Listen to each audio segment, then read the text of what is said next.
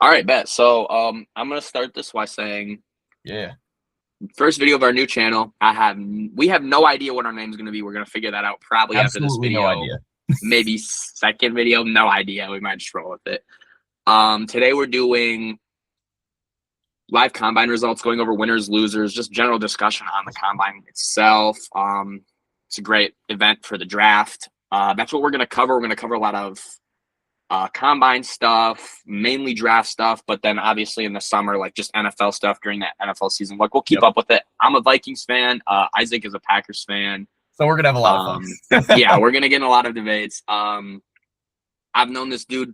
I think I have a picture of us. You're at my like third grade birthday party, bro. No, So I remember been that. a minute. I remember that specifically, bro. I was at your Yeah. house. That's the first time Yeah. I met like your whole family and stuff too. So Yeah. So I've had this dude's dad has been like my teacher. Like we know Yep, each other very mine too. well. So yeah, I got the Ben Simmons jersey on. Dude, I don't have Um, any. I saw you when you joined. You had a jersey on. I'm like, bro, I feel so boring. I got a freaking sweater on, dude. Nah, I mean my jersey collection's low key pretty good, so I'm Should gonna I wear put on my them. Jordan Love jersey, bro? Your mid jersey, maybe. Oh yeah, you're funny. You can put on. Yeah, you're funny. Either way, No, I'm gonna wear I'll Vikings save that. jerseys. So I'll save that for the next one. all right, so Um, I don't know if you want to get started just right away, or if you have anything more to say. yeah, If I I missed think anything. so. Yeah, we're just gonna talk about biggest winners and losers of the combine. Yep. There were a few of each. So this will be a pretty interesting like deep dive into that. So yeah, I think we jump right in. Yeah. So we're starting with quarterbacks. We were each gonna do a winner and loser. I feel like our winner is probably the same for quarterbacks because there's a guy that stands out. Yeah, Like but very, I mean, very I do have some bias too. I do have I some was gonna bias. say we're gonna talk about your boy. Obviously Taylor Green had like I think it was the best combine ever for a quarterback, right? Correct. He had. I think it's got to be. I mean, I mean, he didn't have a 10 RAS score, which is surprising to me. yeah. So I wonder if that was Anthony Richardson because of Taylor Green's weight, because RAS is like off of weight. Yeah, I'm wondering. Yeah, it's got to be because he doesn't have a perfect RAS score, but he had an elite combine. Yeah. Elite combine. So obviously 4.36, 40, Yeah. 43.5 vertical, which 43.5, that's That- weird for both.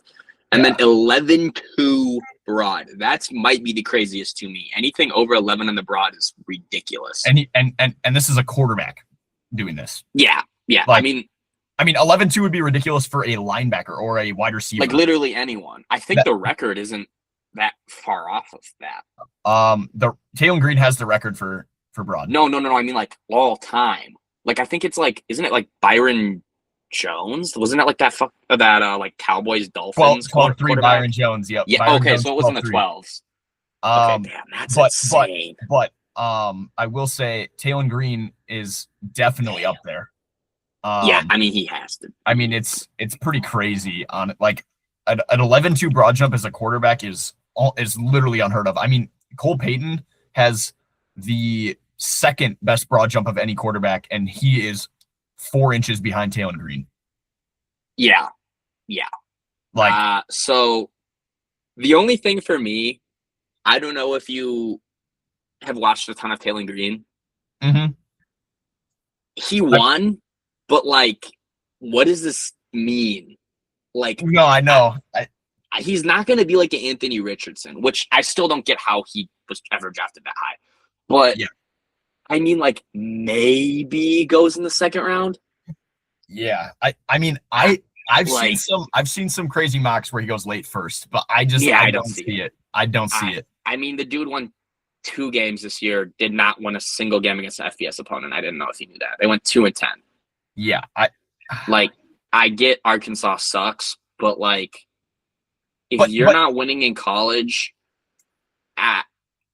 if you're let me just say this: if you're a first round quarterback, you're going to win more than 2 games to your team. I don't care how bad they are. Right. Like a great conversation is how terrible Alabama's offense was this year, and Ty Simpson still looked really good. He was injured. So like that's an NFL quarterback. Right. Taylor Green to me is like a 4th round guy right now. Like to be fair, he played himself like before he was like a 6th. He might have been a 7th. He might have been a 7th. Yeah. So he played himself up a ton. Oh yeah. Um, It's just what really like boggles my mind too. Arkansas being 2-10, and then you look at like, I mean, we'll get to him later. Mike Washington, I'm sure, will be our RB to talk about, but for sure, he quite literally had the best combine outside of Sonny Styles. And oh yeah.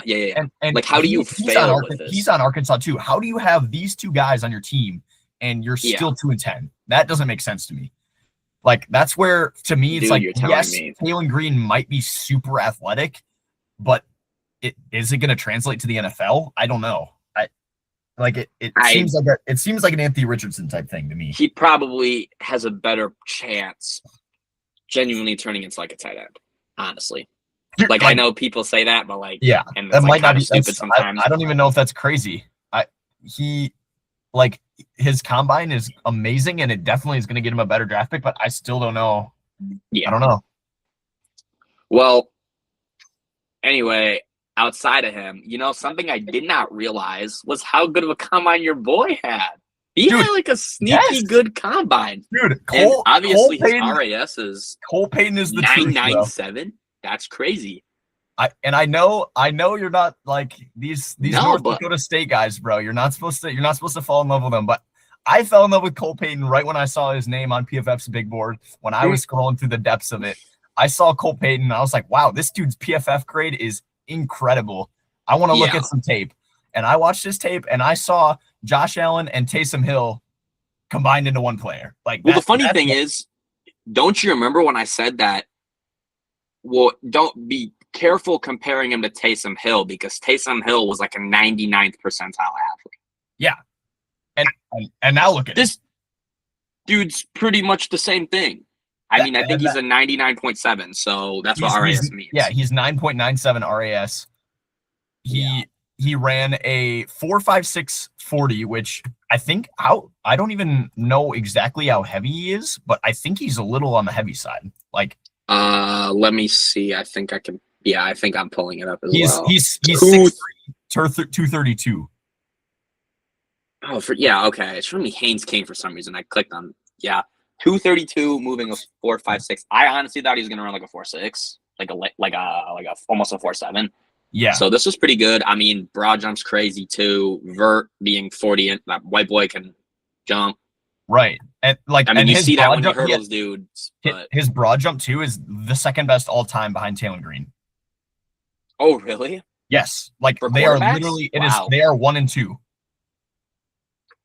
That's kind of Anthony Richardson didn't do better? No, he beat Anthony Richardson by 1 inch. Oh, wow.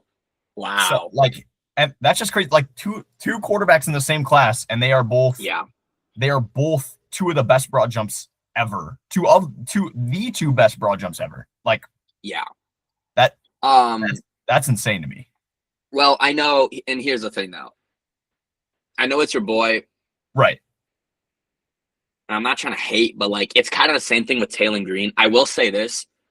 There's a good chance dude was like 7th round on UDFA, and I could see him being like a 5th rounder now, so that's still like big, but like in terms of like how much this actually matters to like the draft, it's probably not a day 1 or day 2 pick. Right.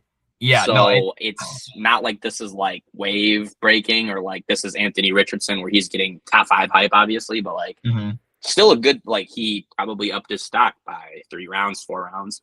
Maybe could go like 3rd, 4th round. Which really sucks, because I was really hoping the Packers would snag him as a backup. I'm not gonna lie. Yeah, now it's probably not gonna happen. Now that's out of the question, because unless we are just absolutely crazy and we take a quarterback in like the 4th round. Well, Packers do kind of suck at drafting, so I'm sure Brian Gutekunst, I'm sure, would do that. Yeah. And honestly, like, not a lot of quarterbacks did anything. I don't think you have watched them a ton, but a guy I was kind of higher than most, like not like 1st or 2nd round or anything. Jalen Daniels, I thought was going to run a lot faster. I've like seen a bit of him. I was kind of going to draft him as like this athletic, like sneaky. Oh, like he kind of carried Kansas. He went off in some of their games. Like, I watched some Kansas games this year. I was like, okay, he's not bad. He just didn't really, like, 4.65. I thought he was going to be way faster than that. Right. Didn't Yeah. jump vertical, and then let me check his broad. So he just ran, and it wasn't anything impressive. So he kind of like fell off a little for me. Like that was his best thing. Yeah. I don't know. I kind of agree. I thought he was going to be a mobile guy. I still think, I still think a 4.65 for a quarterback is good. Oh, Like, it's not bad, but like, bro, Sawyer Robertson ran faster. yeah, that is crazy. Like that is crazy. I didn't know he had that in him, but like I thought Jalen Daniels was gonna run like a low 4.5, and Right. he didn't. So, yeah, I don't. Is there anybody else you want to talk about? I mean, Ty Simpson. I know none of his numbers are here. He threw. He looked fine. The Mendoza's only Mendoza. the only problem with the combine is like obviously not a ton of like there were more quarterbacks that did the throwing drills, but like there wasn't a ton to watch for quarterback. I feel like like Yeah. there definitely wasn't as much as you'd like to see. Yeah, I agree. I was a little disappointed in Luke Altmaier. I don't know about you. I've never really thought anything of him, anyways, to be honest. Which is fair. I just thought like he could be a little bit of a sleeper. I watched the combine and I kind of lost hope of that. Yeah, I mean, dude's nickname is Goatmeyer, so obviously he has fans. But right. like, I just never saw it. I mean, you know, I'm not really serious about any of these quarterbacks if I don't think they could be at least a third rounder. Like anything past that, I'm like, dude, you're so easily replaceable, and you're probably going to be nothing. I think the only two quarterbacks of note in this draft, in my opinion, that I think could really become elite are Ty Simpson and Mendoza, and that's even a stretch. Which I know that's probably not a hot take, but like it's just this is a pretty weak quarterback class. Oh yeah, 100%. Which I mean like you look at guys and they got like Taylor Green and Cole Payton, even Sawyer Robinson, like great athleticism and great RAS scores, but it's just like just not guys. I don't know if that translates. I don't know. Yeah. But we'll see. Maybe we'll have some guys sneak up on us. Yeah, you never know.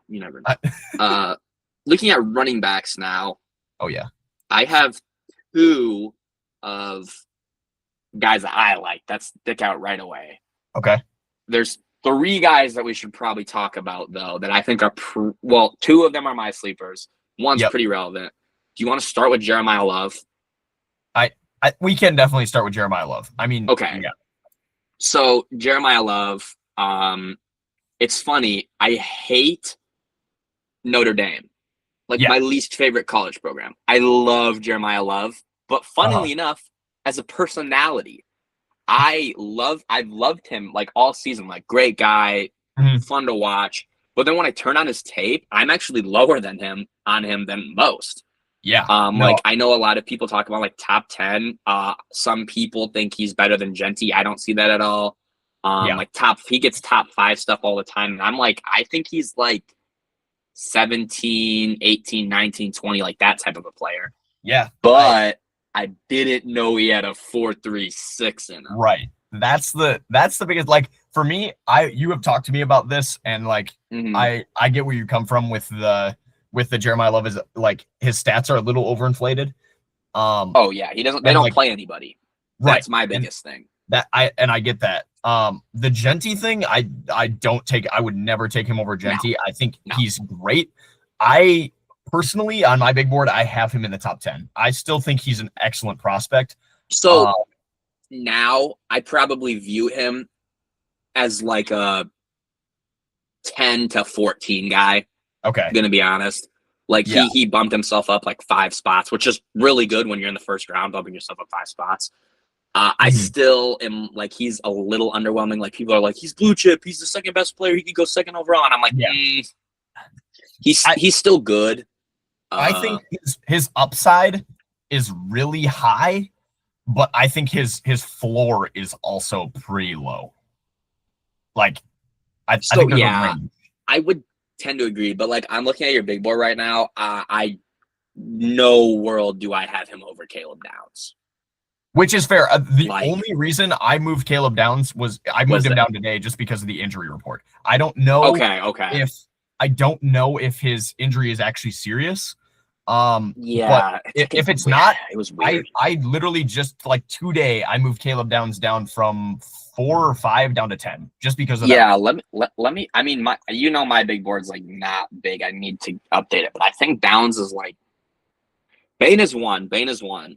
Okay. He's like 2 or 3 for me. I think I might have. I know Sonny Styles and David Bailey are in there, and then I also know Jordan Tyson's up there. Okay. So he's somewhere in that mix, but he's obviously one of the best players in this draft. But Yeah, Jeremiah totally Love, agree. 4.36. 4.36. Could be taken super high. I don't think he will. I think I personally think he's probably going to go to like the Saints or the Chiefs. Mm-hmm. And if any of the teams above, like I've heard like the Giants or like, I'm like, dude, you have so many more needs. I'm sorry. Players going to be available that are better too. I would never understand if the Giants took Jeremiah Love at 5. I would never. Oh yeah. Like you've got a young why am I forgetting his name? Scatterbo. Scatterbo. You have a young Scatterbo who you literally just drafted last year. The only thing is his ankle is destroyed. Yeah. And he already has so much tread that like if the only way I would get it is if the Giants are like, okay, Dart's a rushing threat. We need a good running back. We need one to save him. And obviously no one knows more about Scatterbo's medicals than the Giants themselves. Right. And if they're like, and we also saw how much Harbaugh used Derrick Henry. Well, funnily enough, not really last year, but the year before that. That like if he's like, well, Scatterbo's kind of running to the ground, not going to recover. Like who's their next running back up? Do you know?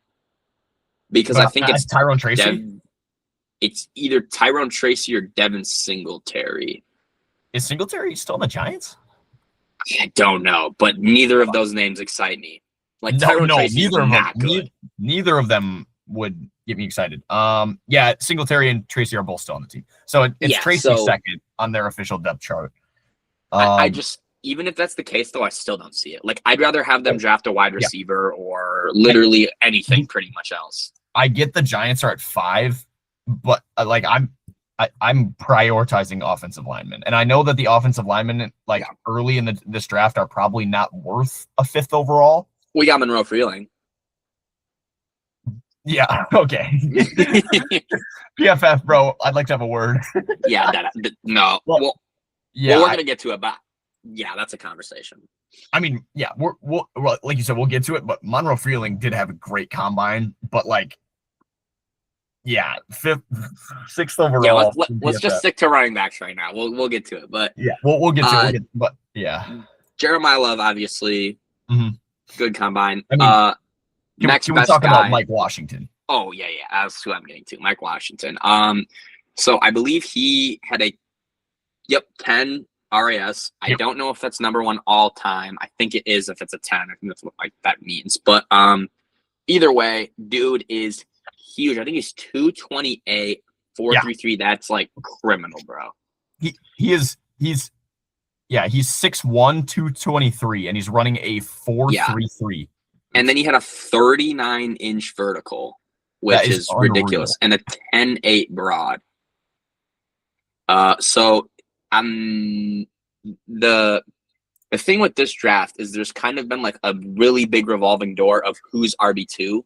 Like no one really knows. Like I hear, a lot of people are like, "Oh, Mike Washington now," but before it was like Jadarian Price, Emmett Johnson, like maybe one of the Penn State guys.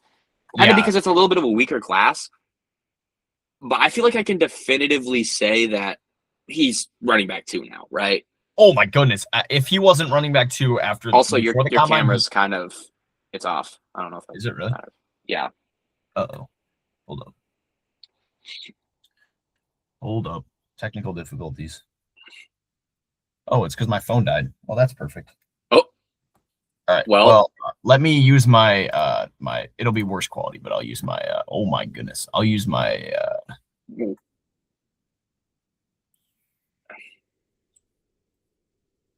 Yo. Like is this infinite chain? I know, bro. Here, I'll use my computer camera. It'll be a little bit worse, but yeah, you're good, bro. There we go. I have my phone charging right now, so dude, mine was charging and it still died. So oh shit, really? All All right. All right. So, anyways. Washington, just I'm, yeah. I don't really know. It's just that speed and that size is kind of It's way too hard to unbelievable. ignore in a really weak running back class too. Like tape wise, I haven't done like a super deep dive. He wasn't like ever super impressive to me.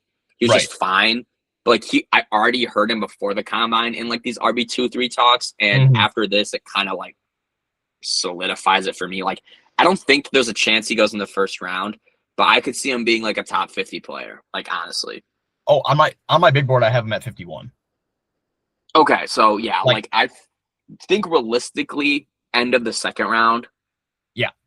But I mean, I guess you never know. Like if someone really needs a running back or someone really likes this him. is But my thing. Like you watch his tape and it's good, and then you look at the fact he ran a 4.33 at 6'1", 230-ish pounds, and yeah, like there is going to be a team that is going to see the potential there, and they might take him earlier. Like, yeah, I would It's- like let's just put it this way. I would not be surprised whatsoever if he's early second round, late first round. no, yeah. I mean, dude, I can see it. Yeah, I wouldn't do it. Yeah. I don't think it will happen. It could, but yeah, he made himself a lot of money. That's all I can say. His contract probably at least doubled from his combine. Yeah. So my guy, you want to guess who my guy is? It's going to be Jam Miller. Yes, bro. It's just, so kind of like Taylor Green and Cole Payton. Yep. He obviously didn't play himself into like the first, second, third round. But for a guy that was borderline undraftable, I think he had a good enough combine that I can say he's probably going in like the 6th round now. And that makes me happy to see because I'm a Bama fan. That's one of the teams I like in college. And I kind of felt bad for Jam because when he was on the field, our overall rushing game was so much better. And our O-line kind of sucked this year, which was weird because we have a lot of talent. It was just coached really terribly. But he was just in a really shitty situation. And I think that he would have been like a legitimate prospect if it wasn't the case. So Yeah. I'm happy to see him run, 4.42. He's pretty big too. Like I know his RAS is really weak, which is weird.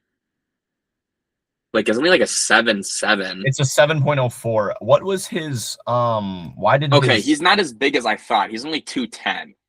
But like 4.42, that's still pretty decent for him. Okay, And so I thought he had good numbers overall too. I think what brought him down was his vertical. Oh yeah, 35. I mean, here's the thing though. If you know anything about him, he's like a brawler running back.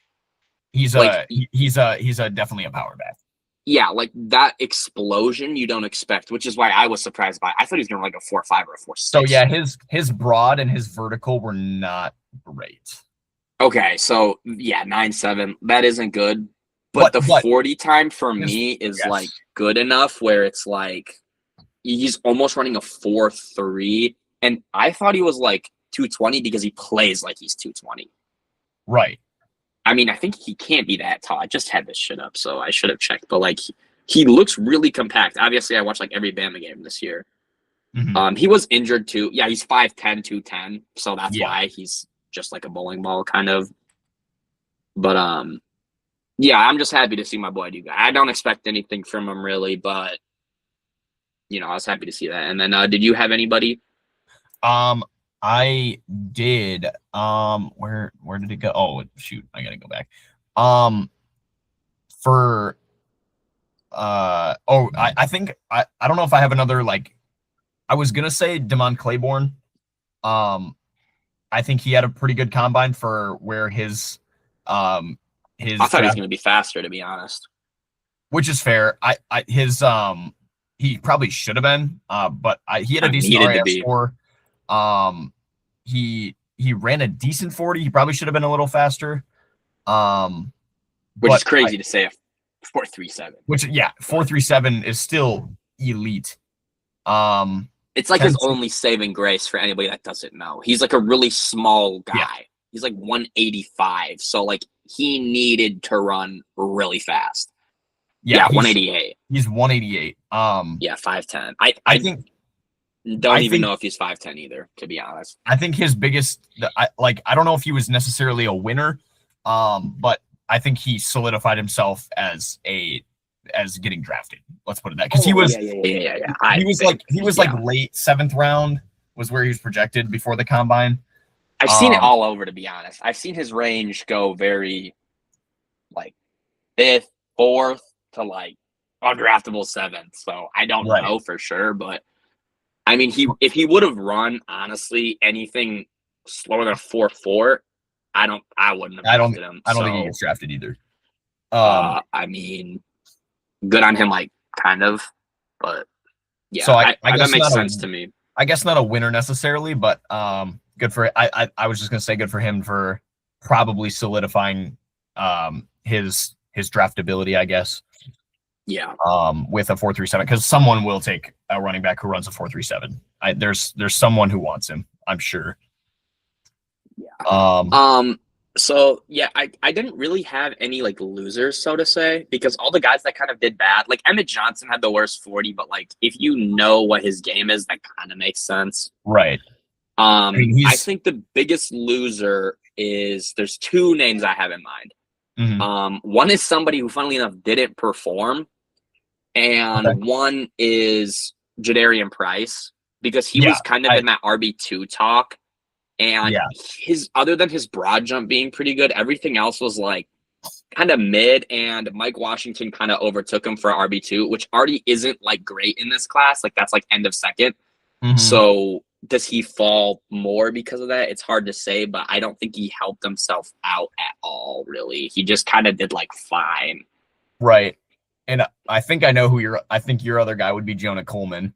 Yeah. That's exactly. I think the biggest thing for both of those guys is they didn't Price didn't have a terrible combine, and Coleman wasn't obviously at the combine. I think the biggest reason they're losers is because of Mike Washington. Yeah, no, it's really like they were fighting already for RB2, right. And then Mike Washington really wasn't in the picture. And Jonah Coleman kind of was dark horse, but but now he definitely is. Right. Jonah Coleman, a lot of people speculate runs like a 4.6, 4.7, I've heard, which would be terrible. That would have been the worst. Him not running kind of means that, okay, he probably does. Right. Because why wouldn't you, if you could run a 4.5, why wouldn't you and prove everyone wrong? Exactly. So now him, I've kind of heard nothing about, and I've only seen people get worse and worse on him. Mm-hmm. And now he didn't give us anything. And I don't know if it's because he didn't or if he's there's an injury I'm missing. But either way, he could have tested well and been an early second rounder. And now I'm he's probably going in the 3rd. Right. So I would say I would say he's probably early to mid 3rd, which it depends on how much teams want running backs. If they want him, there's a good chance that he goes in the 2nd round if people want running backs. But And I think Jonah Coleman has great upside still. That Washington offense this year was really good. Yeah. But I think someone could fall for that for sure. But I think just the fact that Mike Washington had such a good combine and Coleman did not even do anything. He didn't even do anything at the combine. He's gonna fall behind Jadarian Price and Mike Washington now. 100%. People are going to take Jadarian Price and Mike Washington over him, and he's probably going to slip into the 3rd round. All right. And did you have anybody then? I think we kind of covered everybody. If you have someone. Literally my 2 were going to be Jadarian Price and Jonah Cole. Because I think literally there wasn't really any losers other than just the fact that the people who slid behind Mike Washington. No one else was really relevant anyways. Right. That's the biggest thing with this running back class is it's really Jeremiah Love and then everyone else. Yeah, agreed. Nobody really cares about everyone else, honestly. Yeah. So moving to wide receivers. Okay. This is a big list, so we can do a couple names if you want. This is a huge list. Obviously that's how it is every year. I'm gonna start with my biggest loser because I know it's someone that you kind of at least I think it is. Okay. And you want to guess? I've seen him go. We were talking about he went in a 1st round. Are you going to say Chris Brazzell? No. This is one of my losers. I'll tell you this. We just had a conversation, and based off the conversation we had like this weekend, I wouldn't draft this guy. You wouldn't draft him? No. Are you talking about Vinny Anthony? No. I'll just say Malachi Fields. Okay. Dude ran a 4.61. I told you. So me personally, I don't really draft receivers that run slower than a 4.55 because I don't think you're gonna be able to create separation. The average corner runs like a 4.3 nowadays. So if you're running a 4.6, I mean, dude, there's guys on our high school football team that ran a 4.6. Right. Yeah. No, I know that. Yeah. And he's like, correct me if I'm wrong. Like, is he not like a deep threat, stretch the field type of guy? Kind of. I think in college he was. I think the biggest thing for everyone looking at him was like just his size, and he had a good Senior Bowl. So I think maybe teams were gonna, or like scouts were thinking like, oh, we could transform this guy into a route runner or like something like someone who's more strong on the ball. But I don't know. Like it just. I kind of agree with you. Like his 40 was really slow, like for a guy who was a deep threat in college. And like last year, this guy, because I see a lot of what I see in Malachi Fields. Last year, Pat Bryant was somebody that I think he ran a 4.62, and I had like a 6th round or 5th round grade on him or something. And the Broncos took him in the 2nd or 3rd round, and I don't think he really did anything this year. Yeah, like I mean, obviously, Pat Bryant, you said. Yeah, like the verdict's still out. He could still be good next year. I'm not saying that, but like, I just don't draft these guys. Right. I'm just kind of scrolling up the list. Carnell Tate's another one. I don't see, everyone's kind of overreacting to this because anyone that's actually watched his tape knew he wasn't running fast. Right. But that's why I already didn't like him. Yeah. So like, I know like, this just confirmed what I believed. Yeah, like this literally just confirmed what I believed. Right. Like he's still good. He's still probably a top 25 player to me. He's just, I don't think he can be a wide receiver 1. I don't. Yeah. I think he can be a really good wide receiver 2, like a really good wide receiver 2, but I don't think he can be a wide receiver 1. I think I said my ceiling for him was like a really low end wide receiver 1 at best. And I said, but I think his most likely outcome for like his career would be like a really high end wide receiver 2, which like it's not a bad thing for a team that really like has a wide receiver 1 already, like kind of like a Jordan Addison, right? You know, but he's really good. So like, I'm not saying he can't be bad. He's not going to be good, but like, I think he's always going to be the Robin to somebody, and that's fine. Which is fine. Yeah, like I'm not going to sit here and hate on Carnell Tate. I think he's a great player. But like he's definitely a first round talent.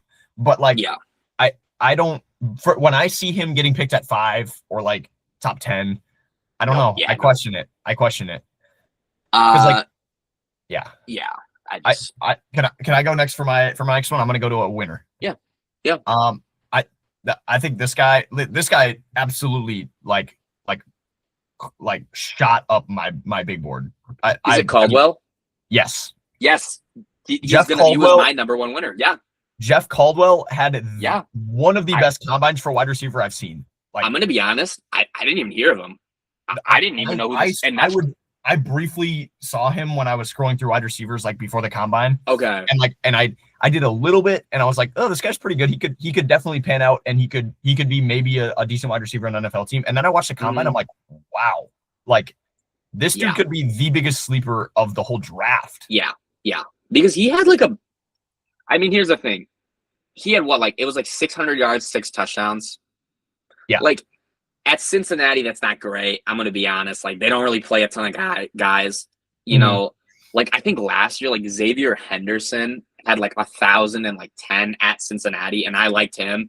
I don't think he did anything. So like, I don't know what to expect from him really in terms of like, if he's actually going to be a contributing NFL wide receiver. Right. But the fact that he went from, I didn't know who his name to sleeper pick, obviously means that he's now getting drafted at like 6'5".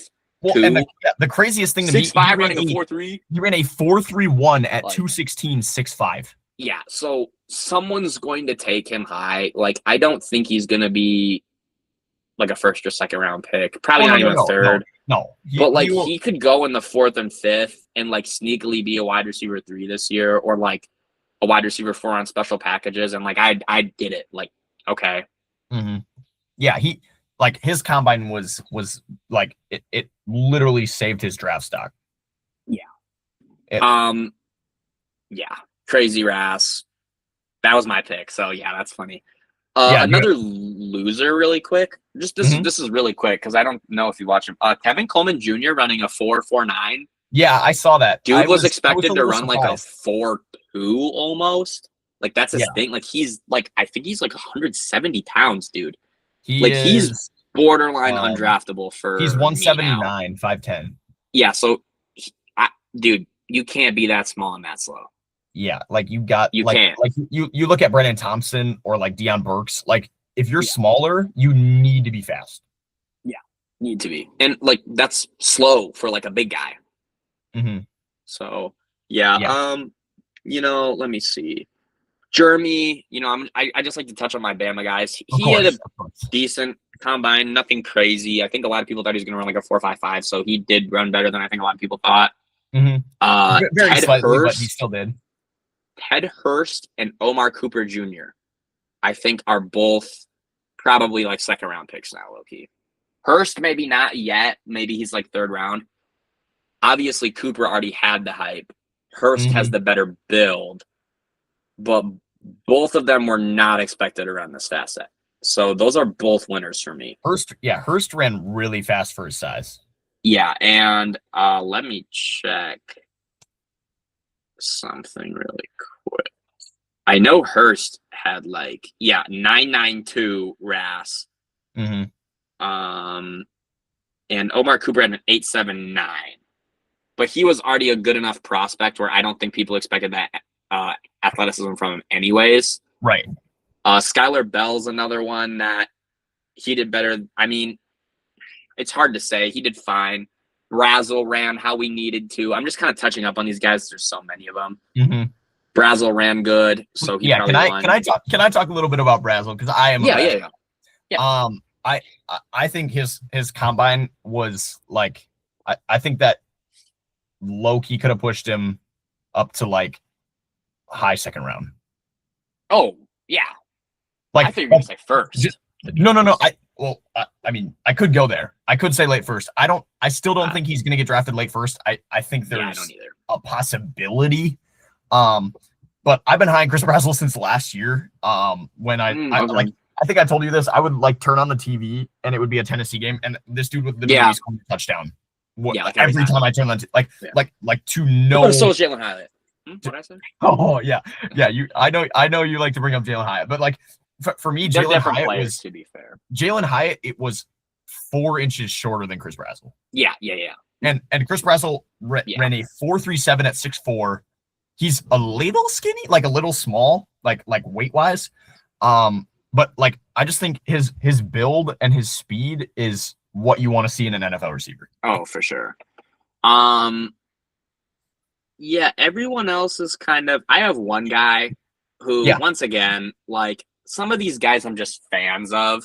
Right. No, I know that's how I am with both of these guys. With most of these guys. Prospects, but I just kind of want to touch them up because Barian Brown was supposed to be like in contention for like the fastest 40. Yeah. And he, I'm not gonna lie, I don't know if he's getting drafted because his whole thing was being like a return specialist who was like 4.2 speed, like ridiculously fast.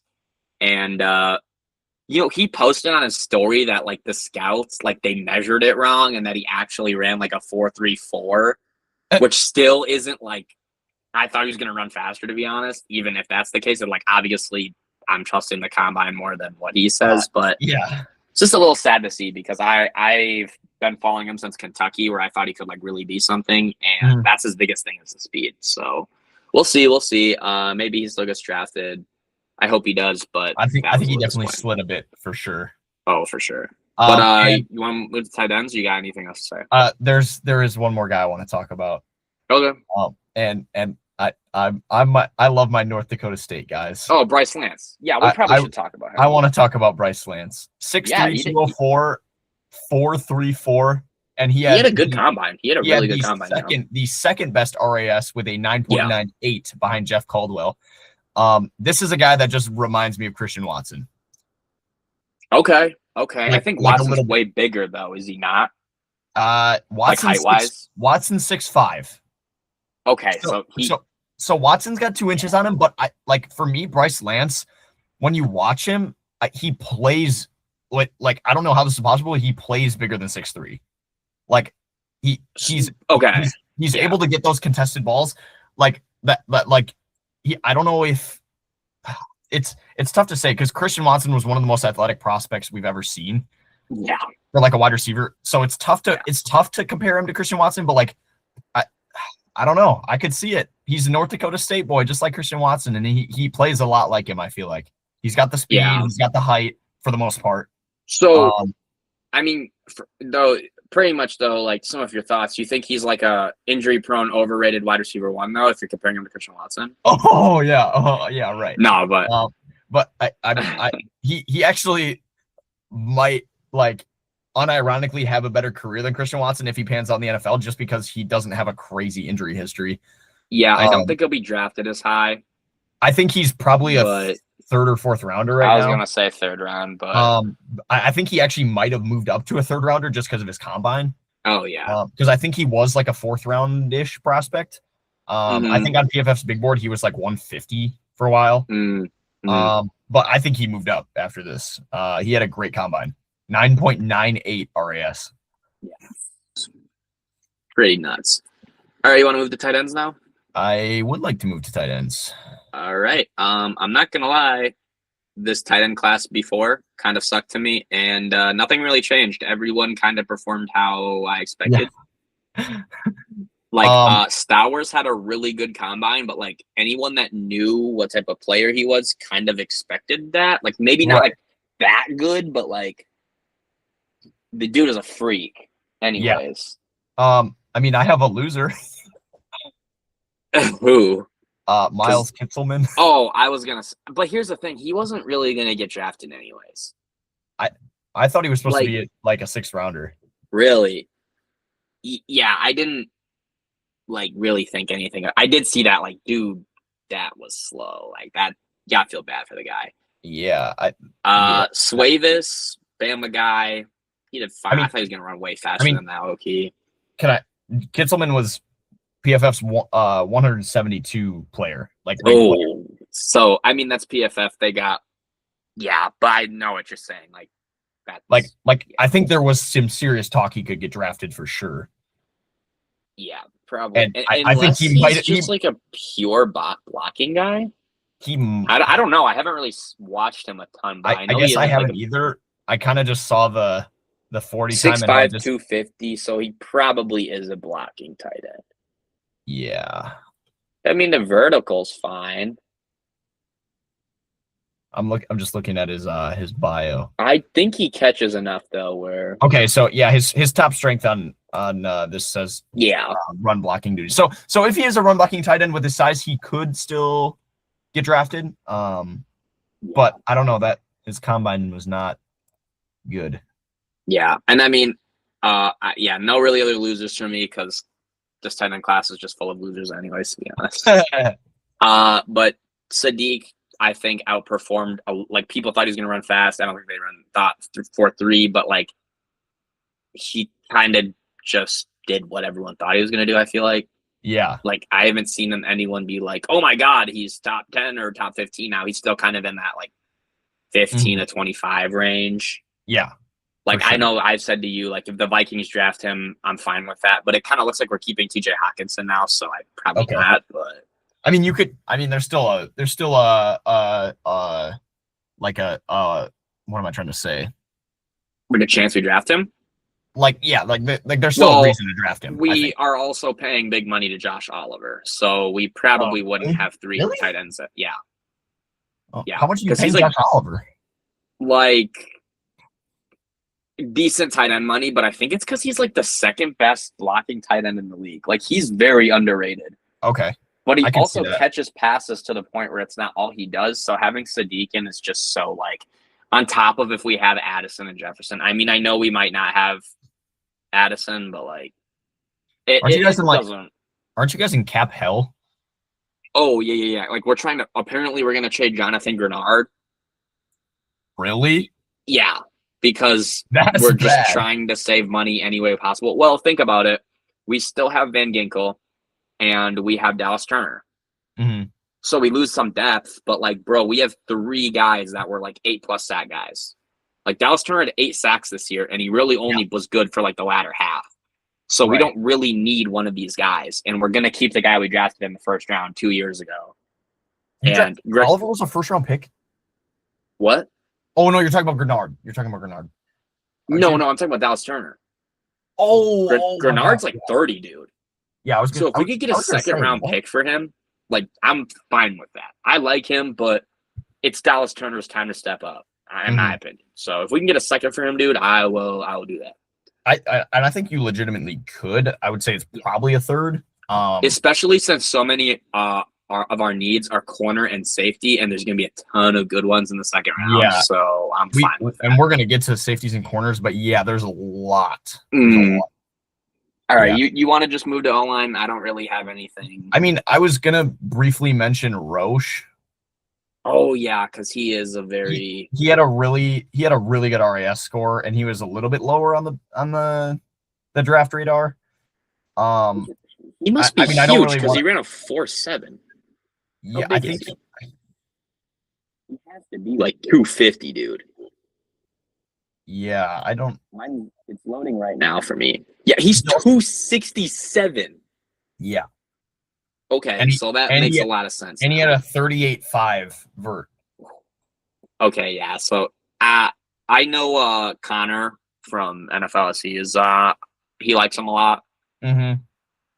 But that's cool to see then. I guess he probably does rise a little.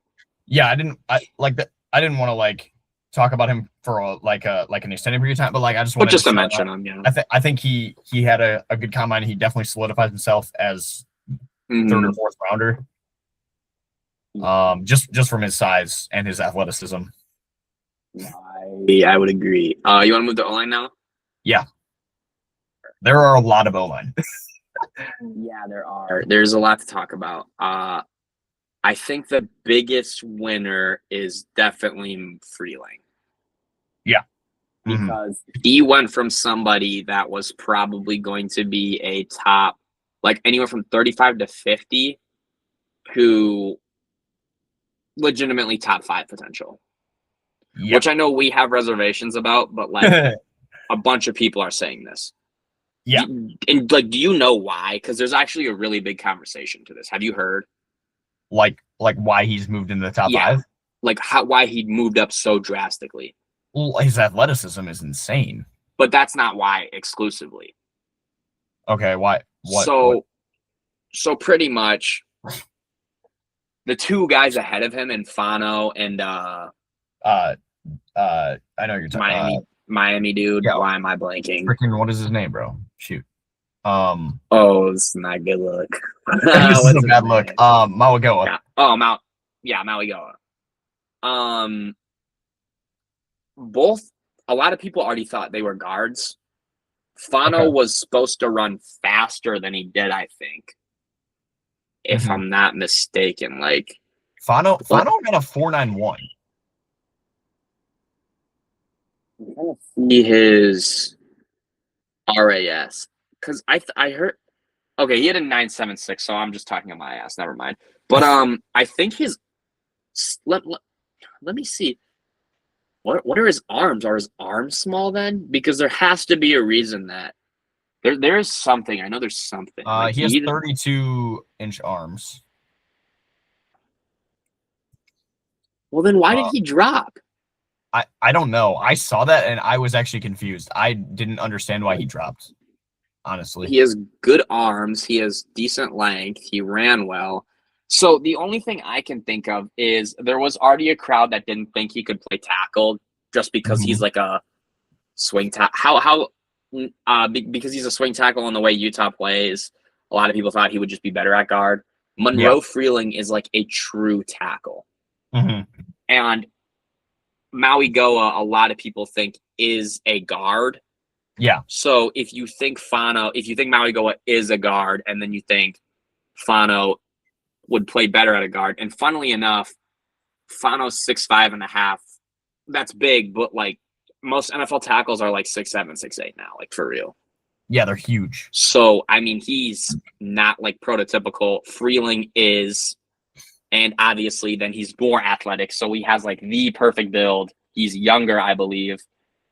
Played in the SEC. I know people like that for their linemen over the Big 12. So I can see that, but obviously he's a big winner. Not really because of what he did, but kind of the reservations people had. I mean, yes, what he did, but like people had reservations about these other guys too. Mm-hmm. So he's another one.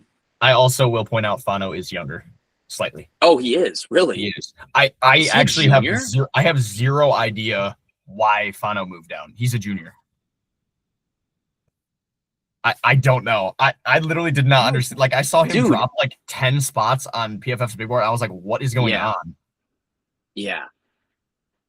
Yeah, I don't get it. Fano is still my number one overall offensive lineman. I don't get it. Yeah, that's weird then. They might be pulling effects on me. I guess another person, Ianicher.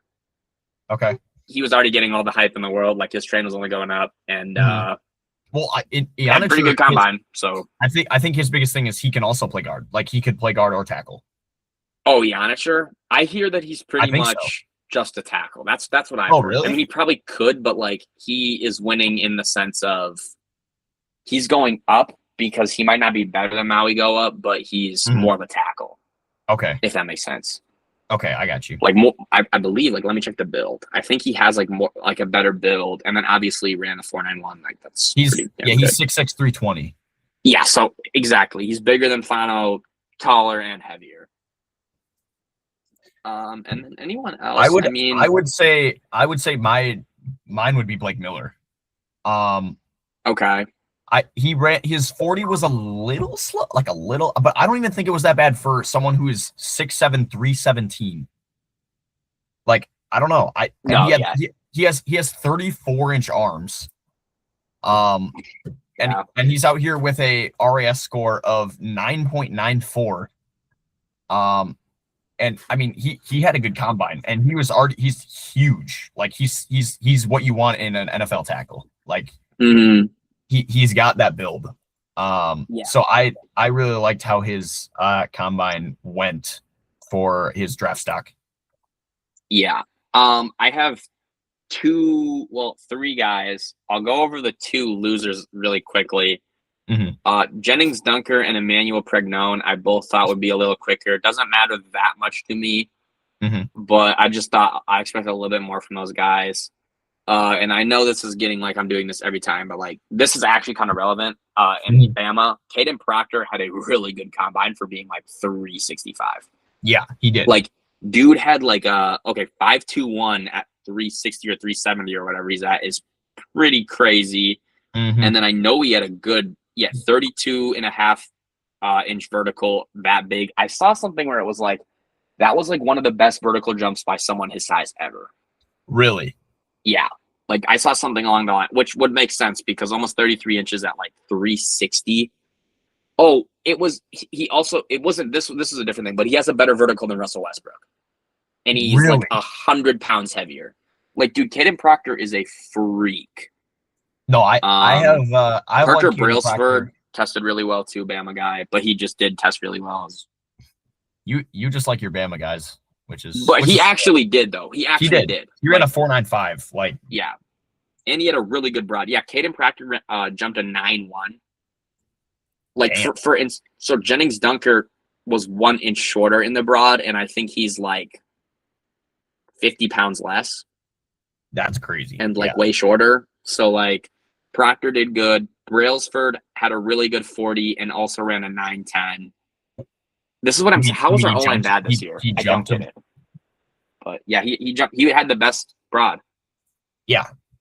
I don't really have anybody else that like shoots out to me, so to say. Blake Miller was a good one to bring up. I thought Sam Hecht would be a little faster because I think he's not that big. I'm noticing a pattern for the guys I like in their RAS scores, but I was going to mention Micah Morris as well. from the guard from Georgia. I think he was projected like a 7th before the combine. Really? I thought he was a little higher than that. Maybe he was. But he had a great RAS score. He's 334 pounds, and he ran a 509. And he jumped. I'm trying to remember. Let me look. What did he jump? Where is he? Who? Micah Morris. He jumped a 9.4 broad. Oh, yeah, that is pretty good. Like, and he's 334 pounds. Like, yeah, that's freaky, bro. That is freaky. My broad jump was always trash, so that might be the most impressive thing to me because I know what my broad jump was. I'm not gonna say it's kind of embarrassing. I don't even know mine's. It's bad. Like I'm like 170, 180, bro. Like these dudes literally got like 100+ pounds on me doing way more. So yeah. All right, you have anything else to say though with the linemen? I haven't done a loser, but I don't know if I have one. I feel like most of the offensive linemen did pretty well. Honestly, yeah. I feel like not much changed for me overall, other than some people going up. Like I didn't feel like there was a lot that went down. No, I mean, yeah, I agree. Yeah. Yeah. I don't think I have anything else. Yeah, no one knows that notable. So defensive end now? Yep.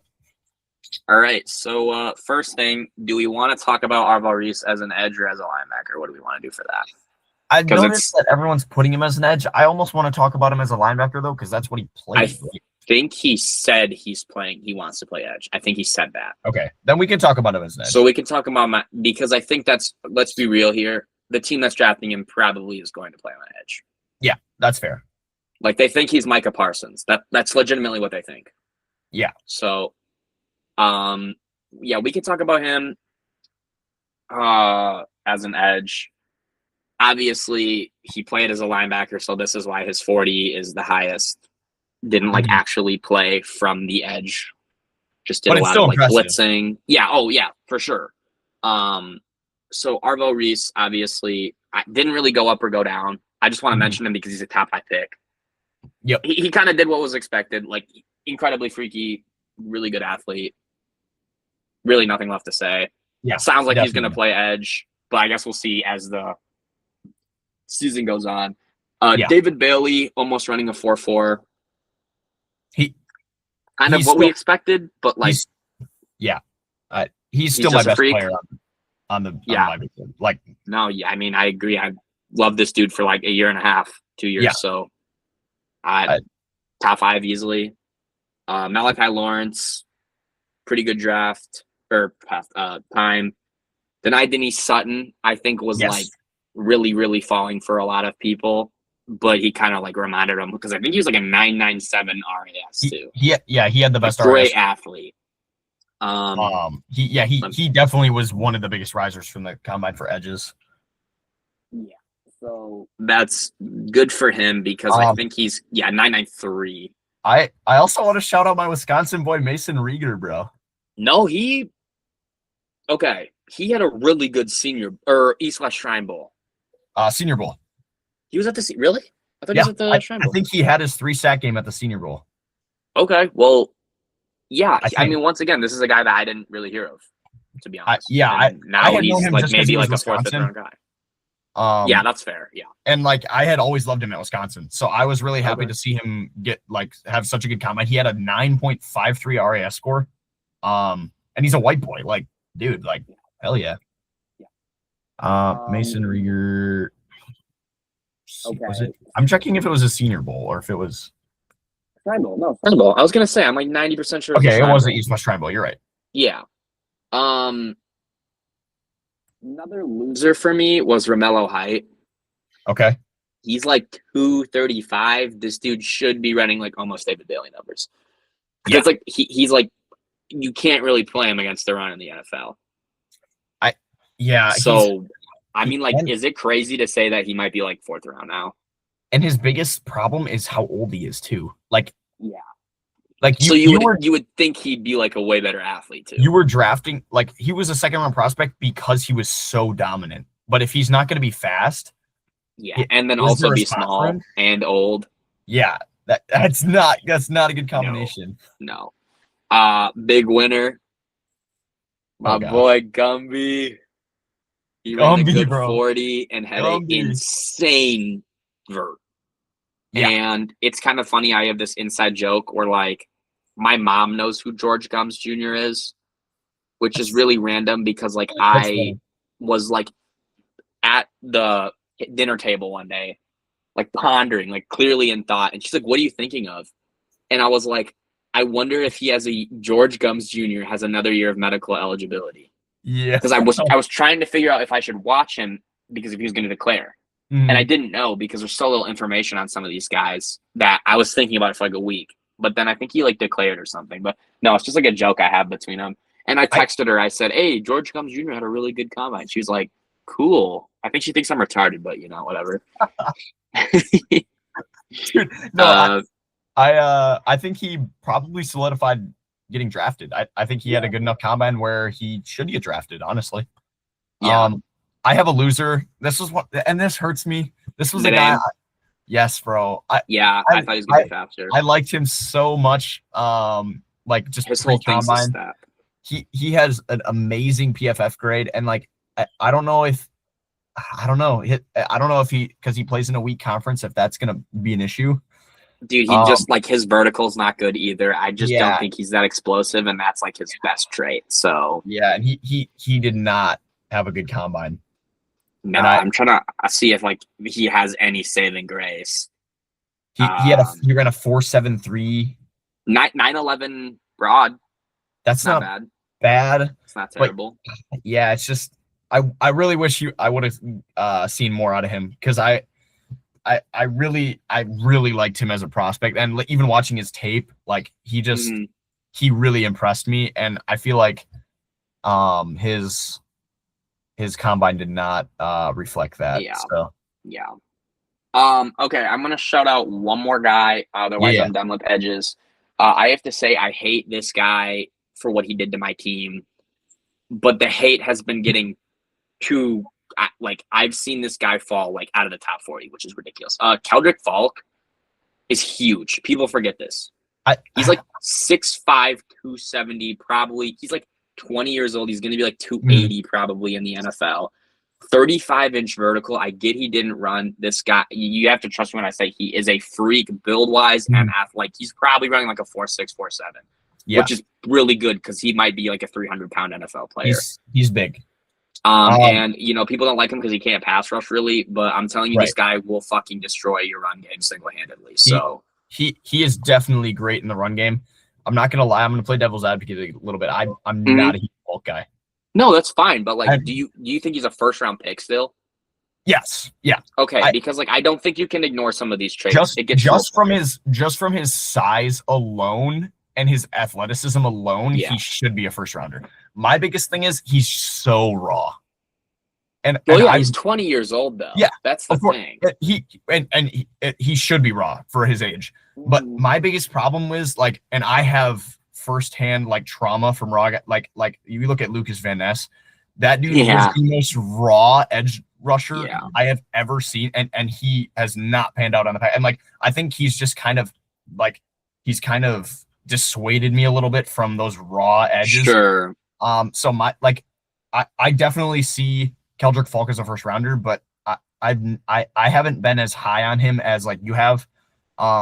Yeah, I mean, just 6'6", 34-inch arms, 275. He's 20 years old, so he's probably only getting a little taller. Probably put on some more weight. Like his size and athleticism are undeniable. Oh yeah, undeniable.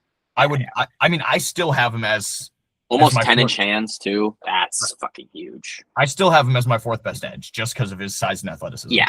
I've seen like people have him getting picked 7th overall to the Commanders, and I'm like, that is insane to me. I think he's a 32 pick. I could see it, but the problem with me is the funny thing is I think he's a top 15 player, but I think a lot of these teams in the top 15 are in the top 15 because they suck and they suck at developing. Okay. So I think it's probably better for him to go where a lot of people are projecting him to because I want to see him be a beast, and I know he can be. Yeah. And I think he definitely can. He has a high ceiling. I just think he also has a really low floor. He's kind of like a Jeremiah Love to me, like where he has great athleticism and he could definitely be an amazing player, but it's like his floor is just low enough for me where it scares me a little bit. It scares me a little bit for a team that's picking him. And on a side note with him, this isn't going to be a reference you pick up on, but there's an anime called Baki. I don't know if you know what that is. So Baki's dad is regarded as the strongest man on the planet, Yujiro Hanma, and his nickname is the Ogre. The U.S. military thinks they're weaker than him in this show. That's how strong he is. Okay. Keldrick Falk's Instagram profile picture is Yujiro Hanma last time I checked. Yo. And this dude might be Yujiro Hanma. He's that big. It's like he is big. I think this guy would pick us. He would have me in one hand, you in the other hand, incline pressing us, probably throwing us up and catching us, bro. Like, he's a freak. So I know we just talked about that, but I mean, I don't think people realize how like freaky. No, he definitely of all of the edges, he has the best build. Like, yeah, he has to be the strongest and probably, I would say, easily the strongest. There might be like a really sleeper guy that might be easily the strongest and probably easily the freakiest. I mean, David Billy's ridiculously fast, but he's not this big, so it's hard to say. But he is pretty freaky. Yeah, just like me. Okay. But all right, you want to go to DT now? Yeah. All right, bet. So I'm not.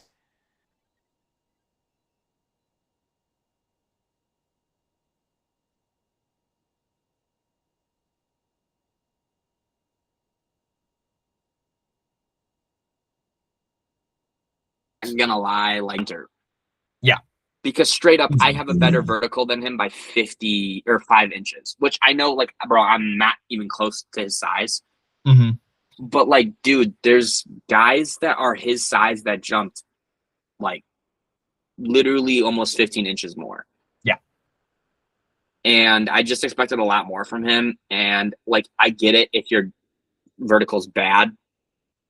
But when it's that bad, I want to look it up to see like if he was like injured during it, because that's like so bad, dude. Yeah, I don't know. It was really bad.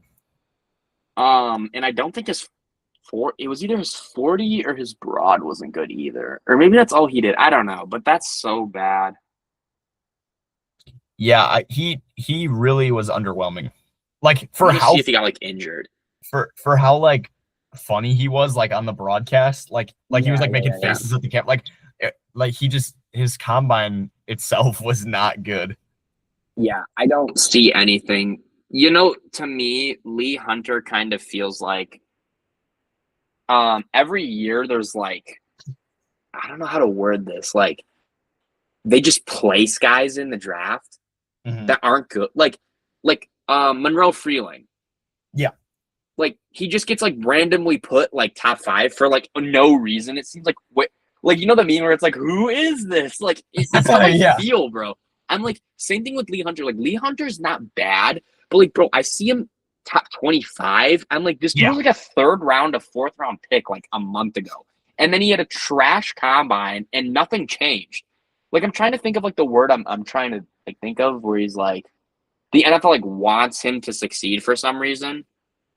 That they just are like, look how good he is, even though like he's not really doing anything. Like, how is he only going up despite doing bad? He's almost like an industry plant. That's the word, an industry plant. Like, every year, there's guys that I'm like, where did you come from, like, hype-wise? And he feels like an industry plant to me. Like, I know you like him, but, like... I mean, I like him as a later pick. 3rd or 4th round, and I see him never going out of the 2nd, ever. Like I would never take him in the 1st round. And I'm a fan of Lee Hunter just from like his size perspective, like him in the middle of the defensive line. But like, I would never take him in the 1st round. When he jumped up to the 1st round, that was surprising to me. Yeah. Okay, I actually do have another loser. Well, I want to have a conversation about a guy who we're gonna have Caleb Banks. What do you think about Caleb Banks? Like, because gonna be honest, athletically fine, but he's a freak. Everyone knows this. Like, huge arms, huge build. I still don't get the hype. I still think he's probably at best a late second round pick. I know that's crazy to a lot of people. Okay. But, like, I swear to God, if the Vikings draft him, I'm gonna shoot myself They might because I too. think there's gonna be a way better DT available. Mhm. And yeah, I just like don't. I get it, bro. You can't teach that size. I get it, but like he's kind of another guy. Okay, so why does he get all the hype in the world, but then Darrell Jackson Jr. gets none? Dude, I don't understand how Darrell Jackson Jr. does not get more Like- hype than he does. like, This he's dude a freak. is literally huge, and he like his build. He's not like a fat defensive lineman. No, he's like he's a not. ripped, huge defensive lineman. Yeah, and like I watched him last year. So I watched him last year thinking he was going to be in last year's draft, and then I think he declared late. I learned my lesson now. But like last year, I had him at like a second round pick. I think. Like the biggest problem for So- Darrell Jackson is his age. He's a redshirt senior, so he's a little old. Mhm. But like, dude is 6'5", 337. Well, he's still 22, so I mean that's not like terrible. That's not. He's almost 23. He'll be 23 by draft time, ish. Okay. He'll be 23 by the time the season starts. Let's put it that way. But like he's 6'5", 337, and he doesn't look like he has any fat on him at all. No, he's like he's a freak, like legitimately. Yeah. Like his arms, he's a monster, dude. I think he's freakier than Caleb Banks. And here's the thing: Banks didn't play all last year. He played like 3 games, and he was bad in all of them. I think the biggest reason Caleb Banks is also rose is because of his Senior Bowl. He had a good Senior Bowl. Yeah, but he like really didn't either. Like his first day was really bad, and then like he had really good plays that like showcase what he wants to be. But I'm like, dude, like, so what? We're gonna let like flashes at the Senior Bowl be like, yeah, top 20 player. Oh, he has big arms. Like, I get it. I get it, but I don't. Not at first. I don't know. Maybe I'm crazy for that, but like. He's the guy I'm way different on. I see him go like literally like 9 to the Chiefs sometime. I'm like, what the fuck are we doing? That's insane. Yeah. PFF has him at 13. Yeah, how? Dude, how? He's 23 years old, 6'6", not 330. No, dude, he's like, and that's super my thing. injury prone too. That's my He thing didn't with play all last year. That's my thing with Banks compared to Darrell Jackson is Darrell Jackson is literally the exact same weight, and he is like a athletic freak. And like Caleb Banks, and I don't think he's as injury prone either. Like he actually played less this year. Caleb Banks is like he has like the size, but like I don't know. Other than that, I don't know. Yeah, I don't get it. Like it's not like Darrell Jackson's at a bad school. FSU is a big school. Like I don't get it. I don't. Like they're funnily enough, they're the same player to me, virtually. Yeah. But the thing is I have Darrell Jackson 3rd round, but I also have Caleb Banks 3rd round. And the only reason I'm mad at Caleb Banks is why the hell is he going to the Vikings at 18? Yeah, dude. If the Vikings pick him at 18, you will not hear the end of it from me. I'm just gonna say you won't hear the end of it from me. Well, I'll be dead. I'll be hanging. I'll be killing myself, bro. Because we will. I can almost guarantee we will have passed on an elite safety. We probably will have passed on a DT that's way better. There will probably be at 18, there's going to be one of those guys there. Oh, 100%. Which is the 100%. And so next thing I want to talk about DT, who probably will be there because he didn't help himself at all, is Peter Woods. Peter Woods, yep. So he didn't run at all. But weirdly enough, he came in and just measured. So my thing is, I like Peter Woods because he is a freak. He is a freak. Yeah. But he's a freak at 315. I don't know if you saw, but he came in and measured at like 290, which is also the weird part because he weighed in at 290, but then didn't run. Really? Like, why did you weigh in and lose weight if you weren't going to run? Isn't that like the point? I did not see his weigh in. Isn't like the point to lose weight? He's at the top. He's at the top. You pass him. Is he really? Yeah. Oh, yeah. Like, he's at the right? Yeah, sub 300. So he lost almost 20 pounds and didn't run. And then his arms are also not that big. Let's be real, 31. That's not that big. So I was really high on this guy because yeah, he's raw, but I mean, like, dude's squatting like 700, and his first step is ridiculous, and his strength is nuts.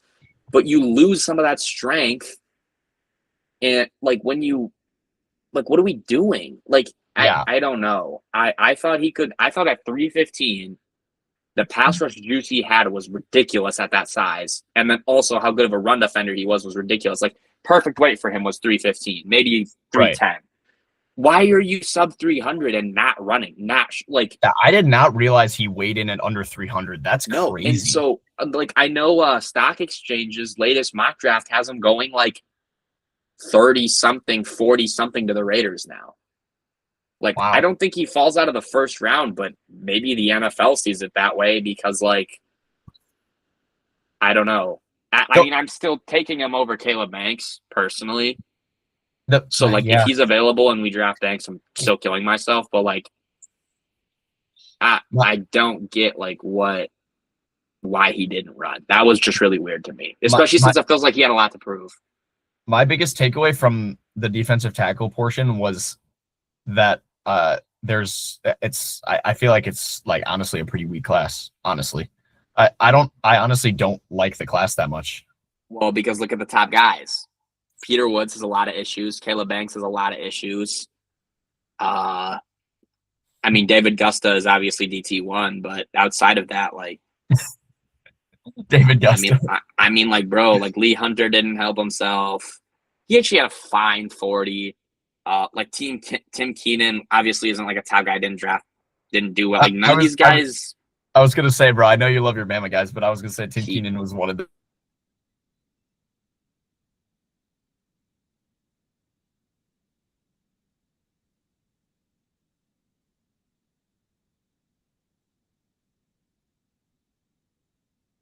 biggest losers. Well, and Ohio State just took what was in the water of Tuscaloosa and just transferred it to, like, genuinely, because bro, we had the freaks every year, and we still kind of do. Like, let's not forget, where did Caleb Downs come from? He came from Bama. Yeah. He went to Bama freshman year. Yep. Come on, we claim him, but like, so we still produce these freaks. But like, dude, they took it. You want to move to linebacker now? I think Oklahoma just sucks, or not Oklahoma. Ohio State just sucks the soul out of every team they play. Yeah, probably. They just feed their players, bro. Yeah, who did they? I did want to mention DeMonte Capehart. Oh yeah, he had a good just because like I had seen his name like on the draft board, and every time I'd see his name, I'd be like, dude, this like just like in the back of my mind, I'd be like, this guy's name does not sound like a good DT, bro. Like I don't like Capehart. Like it's like like how that clip of PFF talking about like how there's certain names that you just know they're going to be a good player. DeMonte Capehart is like, bro, this guy sounds like he's going to be a mid DT, but his combine was really good. Like he was really athletic for his size. And I'm not going to lie, I'd be lying if I said that Keldrick Falk didn't up him a little for me. Like Peter Woods is also kind of like, that sounds like a dope name to me. I mean, maybe that's a little basic, but like, hey, bro, Caleb Banks. Kind of actually a decent name. I don't think it's like crazy, but Keldrick Falk is like. Keldrick Falk is tough. Let's not. There's a best name in this draft. Ooh, we forgot to talk. No, we're gonna talk about him right now because we forgot to talk about him. I feel like an idiot. Come on, best name in the draft. He's a good player. It's pretty obvious in my opinion. Sonny Styles? It's up there. You merely adapted to the dock. I was born in it. Bro, I don't know who you're talking about. Bro, I'm gonna hit you. Nobody cared who I was till I put on the mask. Who are you talking about? Bro, Ruben Bain? I'm making Bain quotes right now, bro. Okay. Come on. Yeah, Ruben Bain has the coolest name in this draft. Pretty much because he plays exactly like how I think Bain would play. Mm-hmm. But I don't know how we didn't talk about him because he's still my number one player. Mm-hmm. Actually, he might not be because of Sonny Styles, but I was gonna say Sonny Styles, bro. Like, bro, either way, still, I mean, bro, I watched him. I was like, holy shit. But now he's like falling out of the top 10, bro. He's got small arms. Okay. Yeah. You got me. Now he's gonna fall to 18, and oh boy, I would probably kill myself.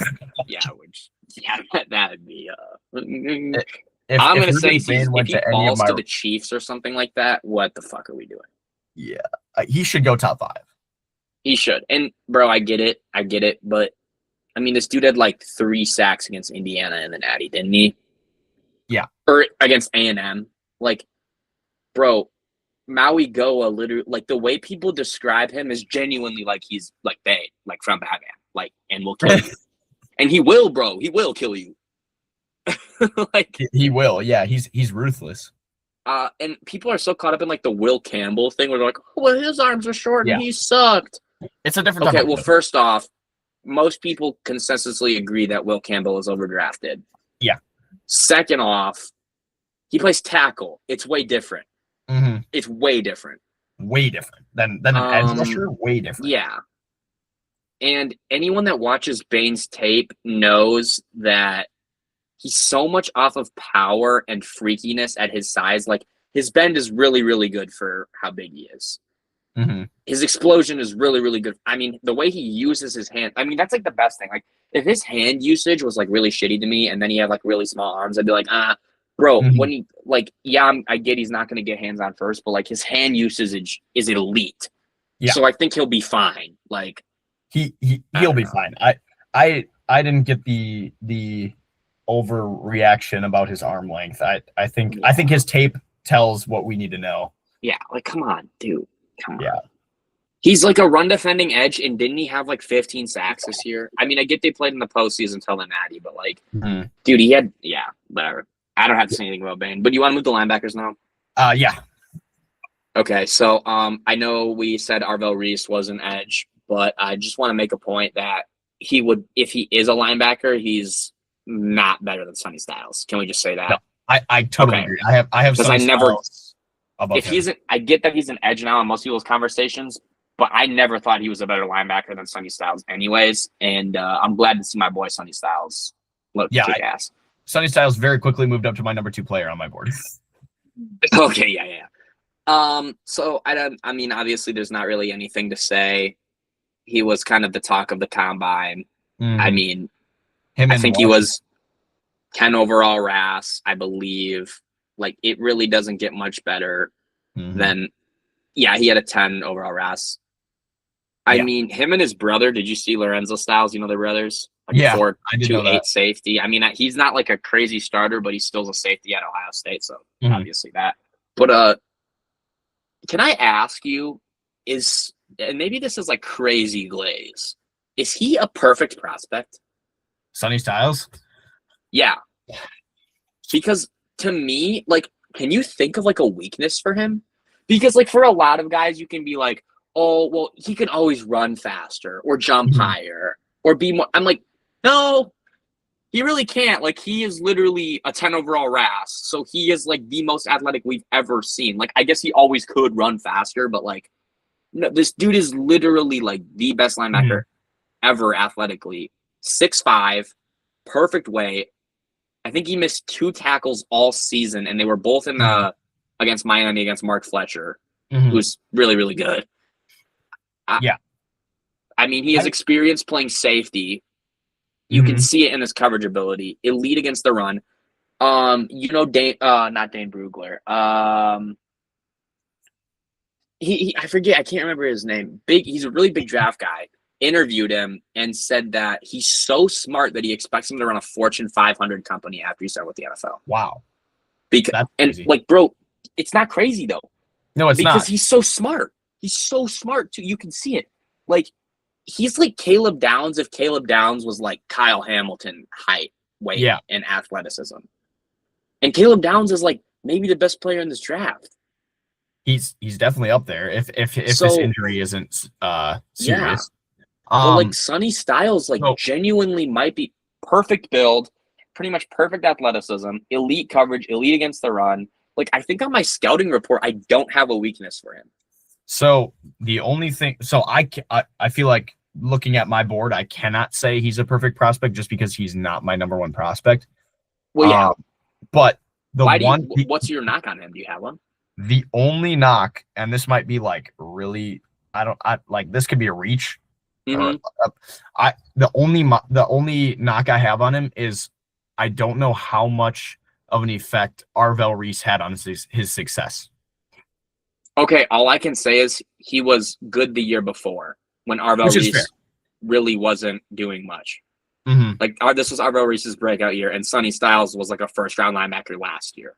So yeah, I guess this isn't even a knock. I guess it's more of a question. I guess it'd be like I can see your point of like his missed tackles. Did Sonny Styles have more of an effect on the success of Arvel Reese, or did Arvel Reese have more of an effect on the success of Sonny Styles? Throw in Ohio State's elite D-line, elite defensive coordinator, and safeties as well. Like, you're not going to run on the outside when you have Caden Curry and Kenyatta Jackson, and you're not going to run up the middle when Caden McDonald's there. So on the rare chance that you somehow do get a play, like Caden McDonald's already blowing up the play, and Sonny Styles is there for leftovers. So I see that point, but like, you think that would have showed?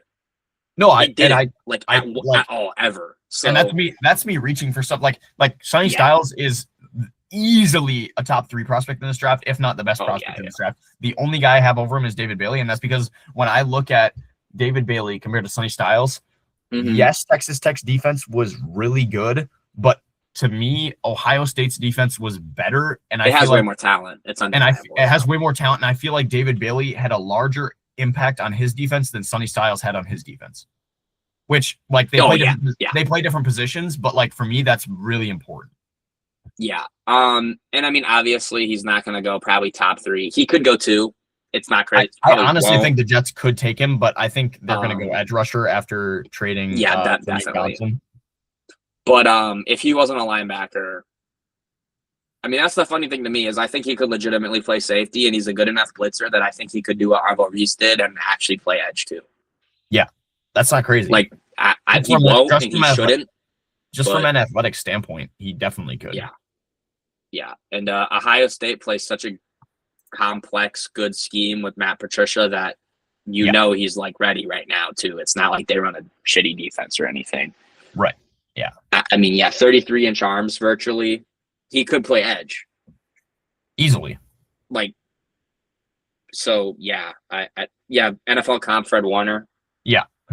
If he came in next year and was actually the second best linebacker in the league, would you be surprised? No.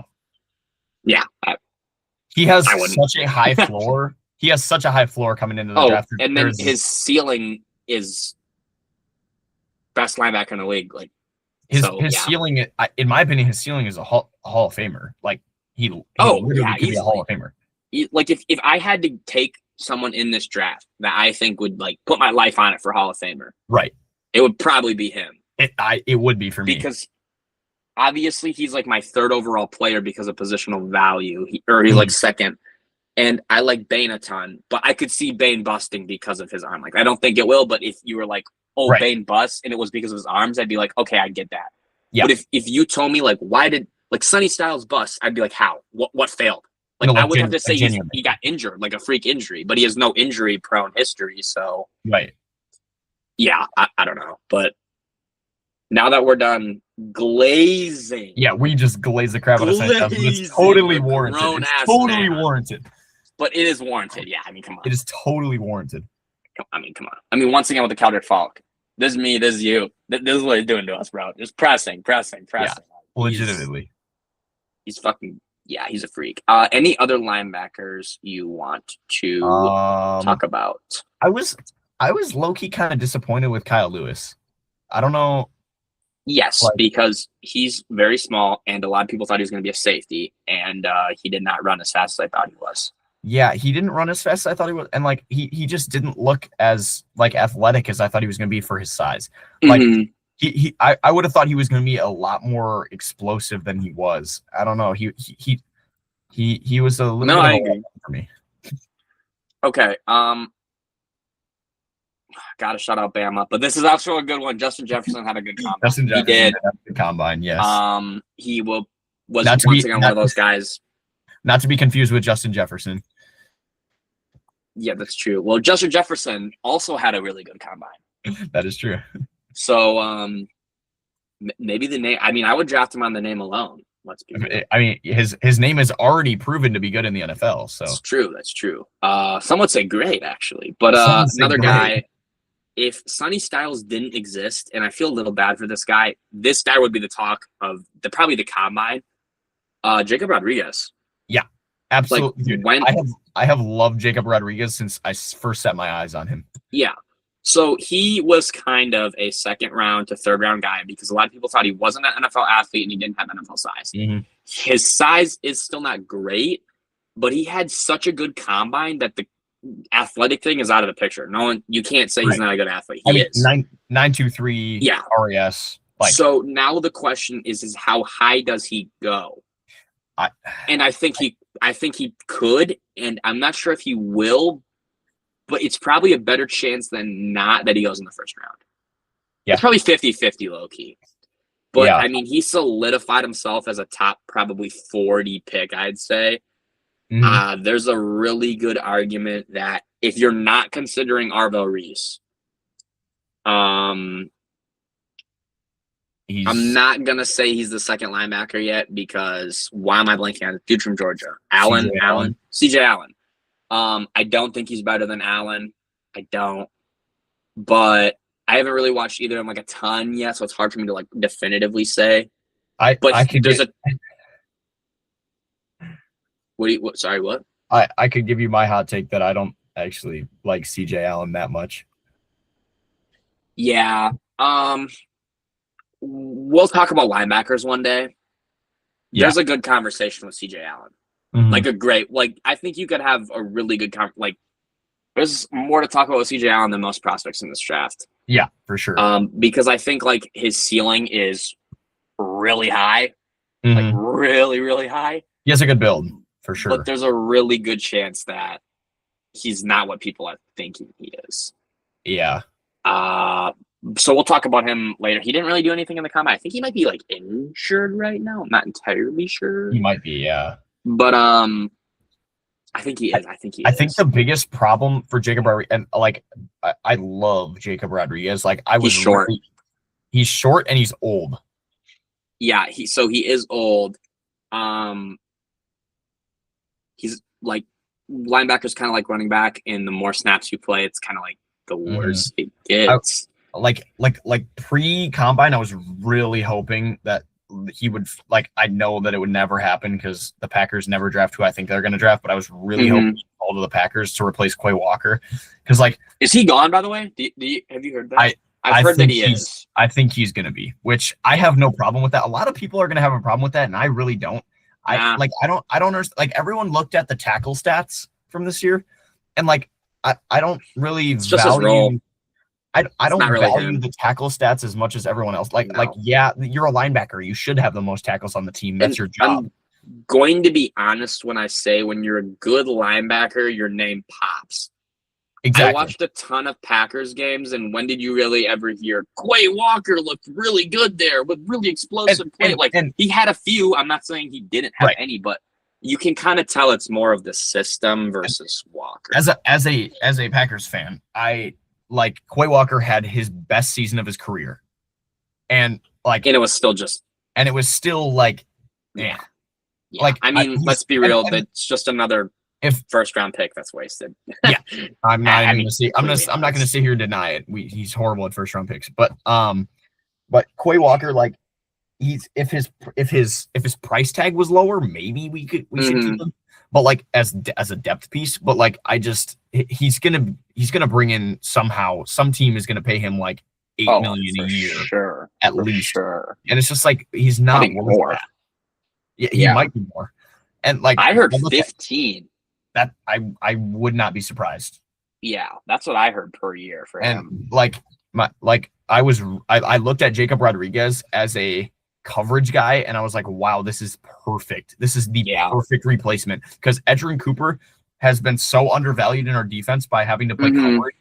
If we get a dedicated coverage guy, you let him just blitz, and you let Edgerrin Cooper do what he did in college and blitz, like that would it would literally be perfect. Like But now I've just been so sad watching Jacob Rodriguez climb up the board. I mean, I'm happy for him because I love him as a prospect, but Yeah, he's just probably not making it to the Packers. he's not going to make it all. But like, oh no, you guys have Micah Parsons. Oh, that's so no. terrible. It's And like, so let's be bad. real, they probably wouldn't have drafted him, bro. They probably would have drafted like No, I know, and that's why I said like dude, Brian. Okay. Brian Gutekunst will grab who some in the landing first. opportunity. This is a good conversation. Who in the first round is like the Packers pick? Where like it doesn't really make sense, and it's Like, somebody in this that's draft? over. You know what I mean? in like- this draft. Like, yeah. So like, let's Um, say the Packers are picking at like 20. Yeah, What prospect are they picking? Where you know what I'm trying to say? yeah. Well, like- that shouldn't be picked in the first round. Yeah, pretty much. But like, could. But I would say like Caleb Lomu. Yeah, but I think he might. Like, Lee Hunter. no, but that makes sense for them. Oh, you're thinking like one that doesn't make sense. Like that's not a need. Because I feel like what the Packers always do is they draft their like third need in the first round. So that would be like because they never draft corner. They've needed corner for years and they've like never no, drafted dude, corner. trust you're preaching to the choir, bro. I don't know. Yeah. Like I'm trying to think, bro. Who would make sense for Gabe them? Yakas. Yeah. The only thing is I kind of want it to be somebody I don't like. Fair enough. Because every year it's like someone who's ass. And I'm just like, how the fuck, why did they draft him? I don't know. Maybe it's something to think on. But that's just funny to me because like they don't have a first round pick to with this year. Brandon Cisse. Oh, that makes so much sense. That makes so much sense. That's 20. Because I think he's like a third round corner. And that would make so much sense because I know all the Packers fans would be like, "Oh my God, yes, we got a corner," and then he would just suck, and it would be like the funniest thing. Like I don't think he sucks, but in top 20, like that's not good. Yeah, I have him as a mid-second round pick. Like I think he's decent. I just don't get the hype. Like I would take Keith Abney over him. I would take me too. Hood over him. I would take Chris Johnson over him. Yeah. And we'll talk about Chris Johnson when we get to the corners because I love Chris Johnson. But and so do you want to go to the corners really quick? Yeah, let's move to the corners. All right. So once again, no one really like crazy to me. I mean, for the all name team, Ephesians Prysock is amazing. That's true. That is true. Dude has like literally the greatest name ever. That is a very good point. Latrell McCutcheon Sr. That's I saw that when I first read it. I thought it was McClutchin, and I was like, "Dude, that is actually the greatest name ever." Like straight from the Key and Peele sketch, bro. No, Like seriously. genuinely. So yeah, I'll say I think my biggest winner would probably be Chris Johnson because I think he ran a good enough 40 where he had a really bad Senior Bowl. It wasn't great. People were kind of like, "Oh, third round pick," but he ran fast enough. Like I think a lot of people thought his speed sucked. I just think he's not that good in man because he plays zone so much. Yeah, but like this proves that he could learn to play man. Right, exactly. And like I think the biggest thing for him was he wanted to prove his speed, and I think a 4.4 proved his speed. Oh, 100%. And Jacario Davis also had a really good combine too. Sorry, continue talking. No, you're good. The other thing is I'm going back to the Packers again, but like we hired Gannon as our D coordinator. Mm-hmm. If Chris Johnson fell to us and we didn't take him, I might slime myself on Facebook Live. His zone coverage is actually elite, and all Gannon runs is zone, bro. Well, dude, wouldn't it be funny if like we're like doing our after the combine video and it's like, or after the draft video and it's like the Packers pass on Chris Johnson to draft like I don't even know, like someone they don't need, and then the Vikings take like Caleb Banks. Yeah, like, and it's literally just us both hanging like limp from the ceiling. That's all no, dude, Kim, you know what we should do, bro? We should live react to the draft. We should. Yeah, I don't know. Will you still be in? Yeah. Are we fine with location? What?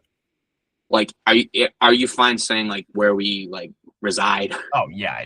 Okay, so I was just gonna say, you'll still be in Lax, right? Yeah, 100%. So I'll probably come down for that then. The Yeah, only yeah. thing is the combine's like or the draft's like a 3-day thing. Yeah, that's true. So it'll be hard, but I'll definitely take off of work if needed, bro. Yeah, for at least the first day 1 and day 2, bro. We gotta. Like, this is the most into the draft I've ever been, so I'm so curious to watch it. Yeah. But anyway, Chris Johnson, if he falls to us and we don't take him, I will be unaliving myself so that we don't get demonetized. Decario Davis, bro. Yeah, Decario Davis had a great combine, especially for someone who didn't have the greatest last 2 seasons. At least proved that he still has the build and athleticism. That's good for him. Yep. Decario Davis. Damani Jackson for no reason at all. Had a pretty good shout out all his combine. Bama boys. I forgot he plays for Bama. Oh no! How did I forget? Oh no! Colton Hood. I think another guy is David Igbinosun. Yeah, he did better than I thought he would. Sorry. I think he also showed off his size too, and his build. So I think a lot of teams are gonna like his build and his physicality. I think a lot of teams are gonna like his physicality too. Oh, now I know who the Packers would draft over Chris Johnson. Oh God. TJ Hall. Genuinely just because Kevin King 2.0. If we drafted TJ Hall in the second round, I would actually show up to the Packers like a GM office, and I would I would legitimately on my own time slime Brian Gutekunst. Well, we're gonna get our shit taken down immediately. Yo, you're like, no, it's just like a picture of like Brian Gutekunst's office, and it's like, oh no, Iran, please. Yeah, it's like this place is so valuable to the United States. No, don't do it. Oh, that'd be terrible. North Korea. Oh. Oh gosh, that'd be elite. I'm gonna have to edit this and like take all that out. You don't have to. We'll be good. But I think one of my more, I guess one of the letdowns for me was I really liked Hezekiah Masses. I don't know if you've him at all. He was a little slow, and his RAS was a little low. What was it? Let me look. I just remember seeing it, and I was like, 4.46 isn't terrible. His RAS was 6.07. Yeah. Like, and I remember like I watched his tape, and I was like, oh, this could be a decent like 4th, 5th round pick for depth. Even like he could maybe move himself up to a starting job. But he didn't have the combine I thought he was going to. So a little bit of a letdown, but kind of the same with I'm not like the biggest fans of, but like Devin Moore and Julian Neal. I get they're both like bigger guys, but like Devin Moore. I saw him. I originally saw him at like PFF 300 something, and I was like, I don't get why this guy's not higher. He's just really inexperienced. He doesn't have a ton of snaps, and he had a lot of injury. Yeah, and that's why. That's part of the reason why. Which was why it was confusing when he jumped all the way up to the 3rd round. I don't like for PFF's estimation. Like, I don't know if he's a 3rd rounder or not, just because. Well, I'm going to be completely honest. The reason why he was such a big name to me was because I pretty much had him and God, what's his name? I'll find it in a second. No, I won't. South Carolina corner. What's his name? Oh, Cisse? Yeah, Cisse. I had him and Cisse like very similarly. Like I think I watched them actually like back to back almost. And I was like, why is one like a top 20 and the other like 300? Yeah. Like I remember thinking Devin Moore was a 3rd rounder, and then I remember thinking Cisse was like maybe a little better. Yeah. So the reason for me liking Devin Moore was kind of like hating on Cisse and the fact of like, why is this guy glazed so much and then this guy isn't? But yeah, like it's kind of evening out. Like Cisse's falling a little bit and Moore's rising a ton. So they're like actually both kind of in the same range now, it feels like. But yeah. Do you want to move to safeties? Do you have anything else to say? Corners.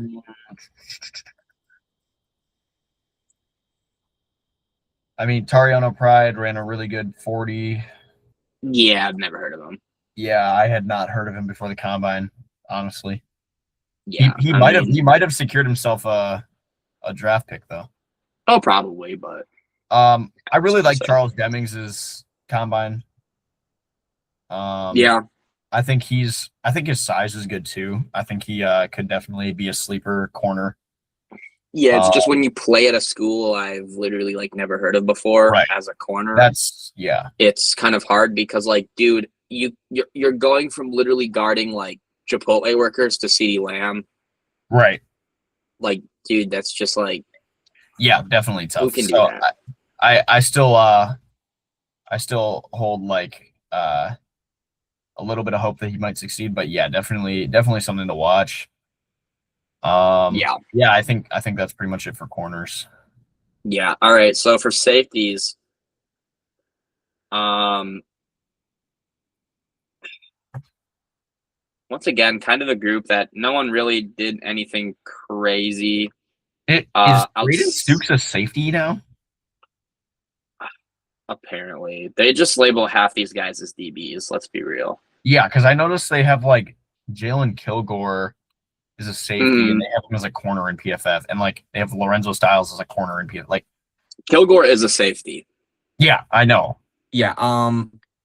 Well, Kilgore actually kind of the reason they don't know is because he kind of plays that Eamon Warrior role. Yeah, he plays kind of all over. Yeah. So, sorry, I'm just connecting my AirPods there for some reason.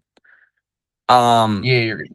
Yeah, Eamon Warrior is like, or Kilgore's kind of like Eamon Warrior. Obviously, he's not Eamon Warrior, but like kind of the same role, both same school. So I watched Kilgore and I thought like he was fine. Right. I like third round pick, but like he does play like the same role that Eamon Warrior plays.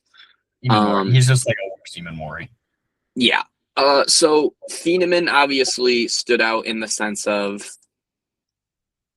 he did really good, and NFLSC took him 10 overall to the Bengals in their mock draft.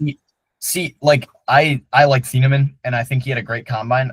I just don't like how he immediately jumped from like 40 to like 10. Yeah.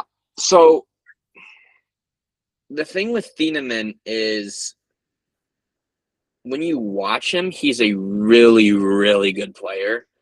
And he genuinely, like, single-handedly made Purdue's defense, like, good when he played for them.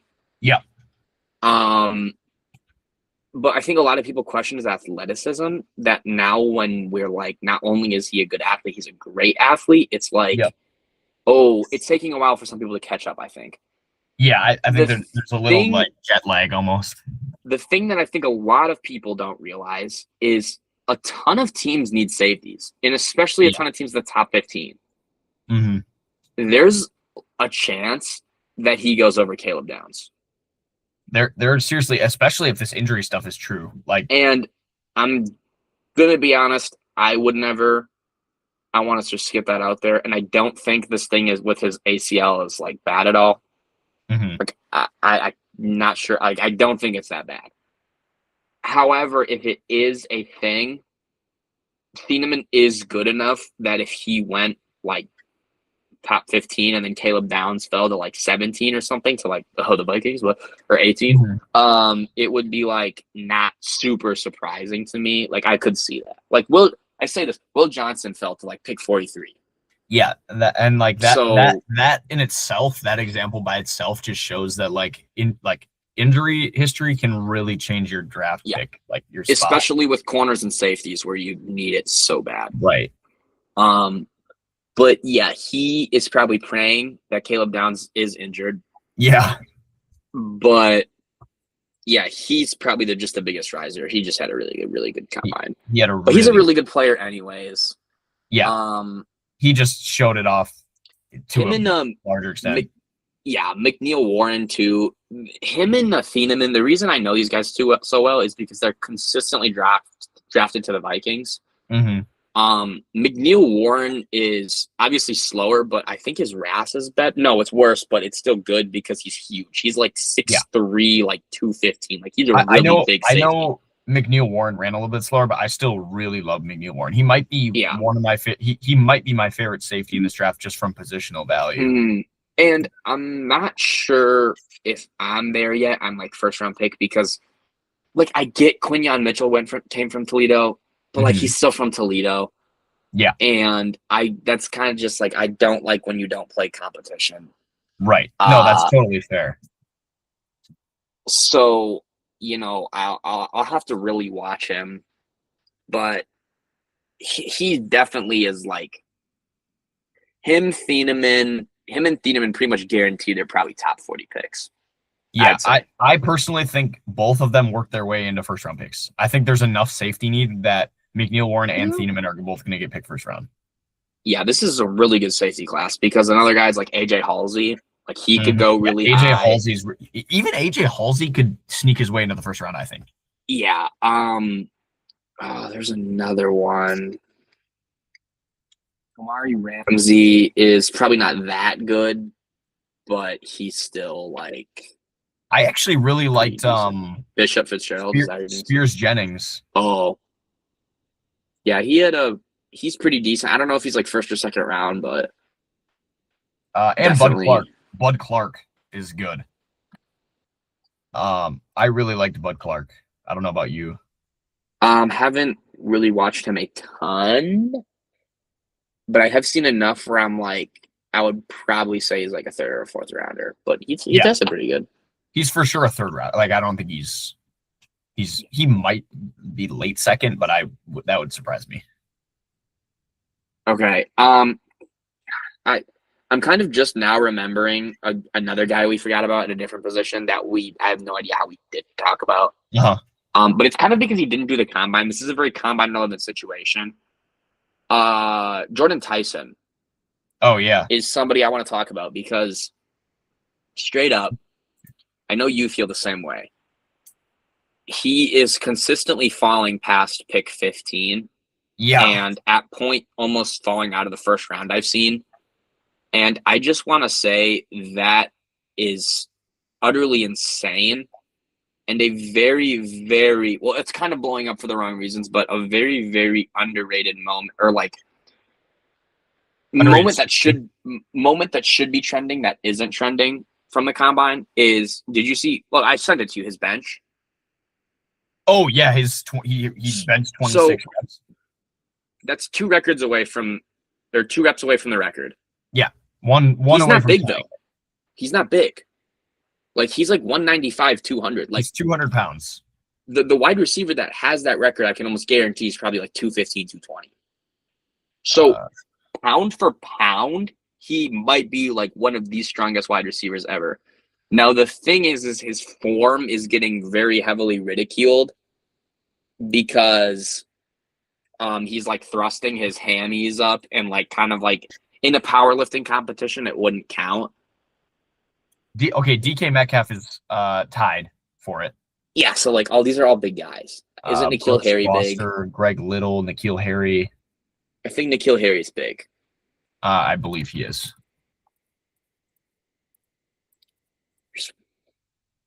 Yeah, 225. Yeah, so that's what I'm saying. And the other guy maybe isn't, but like him and DK are like almost 230. So he's 30 pounds less almost doing that. And the thing that's really underappreciated about him is that is not him. Wide receiver. Look up wide receiver. I'm wondering if AI is size. 225. Yeah, exactly. 210 to 225, and the other one was Brooks. Oops, I forgot. Hold on. This is actually a good point to make because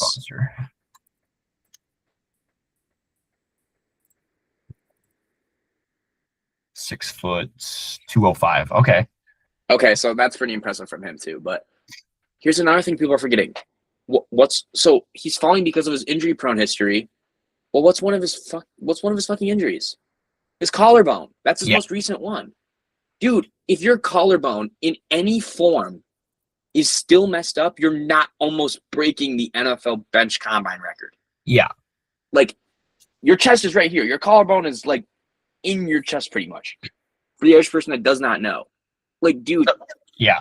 You're not benching that much of 225 if your collarbone's fine. You're just not. Refuse to believe that they're concerned about a minor hamstring issue. Well, here's another thing. It's funny enough because He's thrusting his hips and his hamstrings. Dude, if he's thrusting 225 26 times with his hamstrings, then guess what? Not only is his clavicle good or whatever it was, his hamstring. Yeah. Oh, his collarbone. His hamstrings are probably fine too. No, I know. Because if you're thrusting, like, so this is so overblown because, like, even if his shitty form or whatever, which isn't even that terrible, I've seen so much worse, loses him like 100%. 3 or 4 reps, it's still a really good number. And it like disproves a ton of his injuries, which I already kind of wasn't that worried about because they're 2 separate things. Right. This dude is still the best wide receiver in the draft to me. I would still take him number 1 over all the other guys, even with his injuries. Easily. I don't even understand how he's fallen all the way to 20. No, he's literally mini Jamar Chase. Literally. Quite literally. But might be stronger. So I don't know. Like, dude, if he falls and like I see like the Panthers get him, like, yeah, so I mean Jamar's probably stronger now, but yeah. He's obviously bigger too. Like, dude, he's gonna be the steal of the draft. 100%. Like, if he falls that far, you know what's funny? You know what's gonna happen? What? The Eagles are gonna trade AJ Brown. He's gonna fall to the Eagles. Fucking Howie Roseman's gonna draft him. He's gonna do it again, and he's gonna be as good as advertised. Yep. Like, just like that. If that happens, I'm gonna shoot myself. The amount of times we said we're gonna kill ourselves on this video is unbelievable. Yeah, that's true. That's true. But like, honest to God, dude, I love Jordan Tyson. So if he goes to the Eagles, it's just gonna be really shitty. Yeah. And if we trade Jordan Addison, which is genuinely a possibility with our cap and his issues, and we got him as our wide receiver too. Dude, no, bro. Like, and the thing with the Vikings is I love our pick more and more because like one of these guys has to fall. Like if it's if it is him, if it is Tyson, and we could get him and trade Addison, that's sick. I don't know if you saw Jeremiah Love, like what he said at the combine. No. So obviously now he probably doesn't fall to the Vikings, but maybe like we trade up to get him. He did say he wants to play with the best quarterback in the league, so obviously he wants to go to the Vikings. Yeah, when you guys sign Aaron Rodgers. That was a good comeback. But yeah, like the Jordan Tyson hate is so out of hand. Him and Ruben Bain, man, I feel like they're going to fall, and it's gonna be like me and you are gonna be sitting there like that. Those teams are fucking. We're gonna be like, we told you so. Yeah.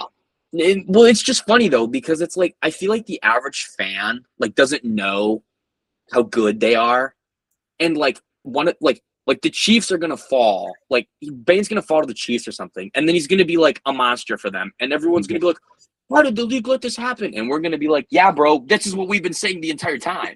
Seriously, you know? Yeah. So it's kind of funny because you can kind of tell who's gonna be like really good sometimes. Mm-hmm. Like I'm trying to think of a guy last year that fell that I was like, "Oh, he's gonna be a stud."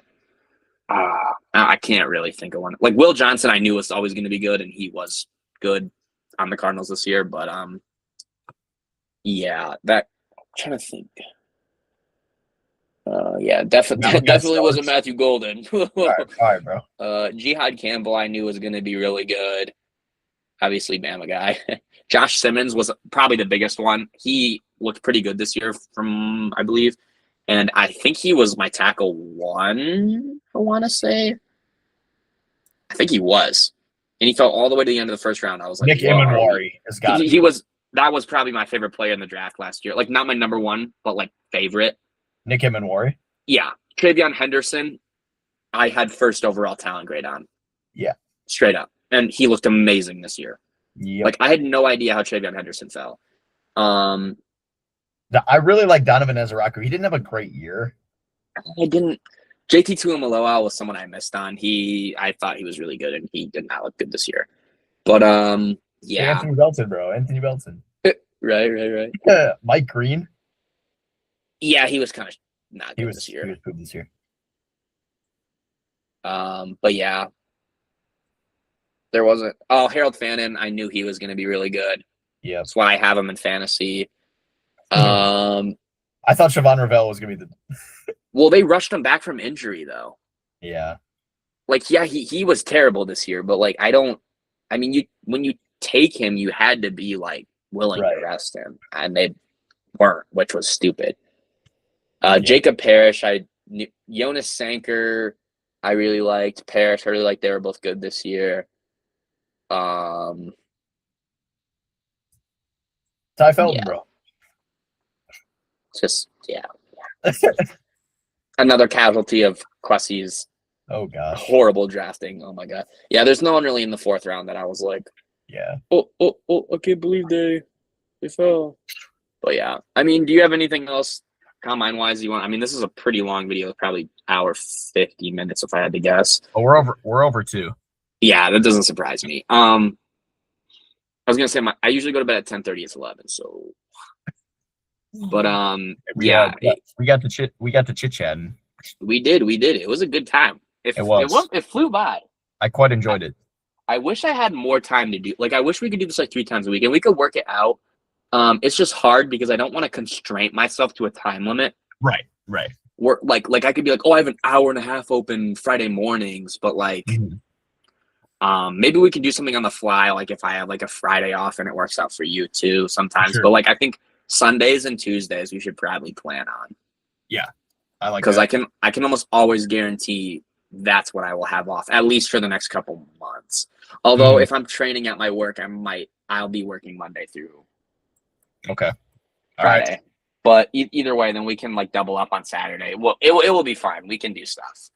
Yeah, I quite enjoyed this though. Yeah. Anything else though? Combine overall. You had to say.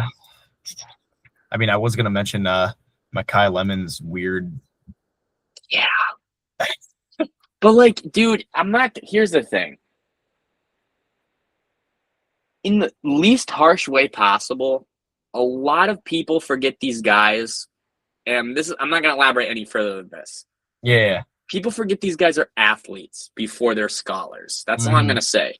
So when they get up on the stage and they kind of sound like they might not have the best vocabulary or they aren't really good at speeches, it's like, well, what did you expect? Yeah, they don't prioritize academic. Yeah. And like Makai Lemon's tape speaks for itself. He's not giving speeches on the field. Right. Like I don't like I didn't get why everyone was freaking out about that. Unless they have like a legitimate character concern where he's like a dickhead or something. If he's just weird, like a lot of dudes are weird. Like they don't do anything but play football, which destroys your brain. So if you're a weird guy, it's like what I expect. That's why I like Jeremiah Love, because it's like refreshing to see like a guy who's like, I don't know if you've seen any of his interviews, but everything I've seen, he's like literally like, he reminds me a lot of like me, honestly. If I was like, obviously I'm not like the star-studded athlete, but like personality wise, like that's refreshing. And he speaks really, really well too. Yeah, bro, you just need to run a 4.36. Yeah, it's never gonna happen. Just have infinite amounts of aura, be the best running back in college football, carry your team. And you'd have to play for Notre Dame. You'd love that. No, I'm good. Yeah, bro. Trust. And then probably the Chiefs too. Oh yes. But yeah. I don't have anything else to say. What do you think our next video would be? Do you want it to be a listen, I would say that we could do like wide receiver rankings or something. I right now don't have the time to do that. Yeah, that's fair. This is just a hard year. Right now, one of my classes is kind of kicking my ass, and I'm spending most of my time doing that. I'm really busy too. I do not have a ton of time. Yeah. So I mean, like we can loosely do it but like I kind of hate giving opinions on guys that I haven't watched like really thoroughly. Fair, yeah. Like I don't want to be like, oh, I don't even know, like Denzel Boston a ton when I'm like I didn't really watch him a ton. Like, you know what I mean? Yeah, it's just hard for me when I work like as much as I do. Same thing for you. I know your classes are way harder, so yeah. But do you have any idea right now? Maybe a mock draft. That'd be fun. I think a mock draft would be good. Do like a 2 or 3 round mock draft. For sure. Yeah, I like that. Alternate picks like PFF. Yeah. That'd be fine with me. But if you don't have anything else to say, I think we can put a wrap on it. I gotta go to bed. Yeah, for sure. right. I guess good first video. Yes, sir. Anybody that's tuning in, thank you very much. Oh, we appreciate it. Yes, we do. And honestly, I can say we just had a great time goofing around, talking about some guys. That's all Wanted this to have is this for, bro. conversation anyway. So That's all this is Yeah. for. yeah. Alrighty. Well, I'll see ya. Say goodnight to Malcolm to me. Night, bro. And, You say goodnight. Good night, You heard? Malcolm. Hey, did you win today, Malcolm? What? Did you win? Of course I won. Bro. Good. That's the point, brother. All right. Oh gosh. I'll see you later, bro. And obviously, I'll be there this weekend with Alrighty. you. So Perfect. I'll see you Saturday. Sounds good, bro.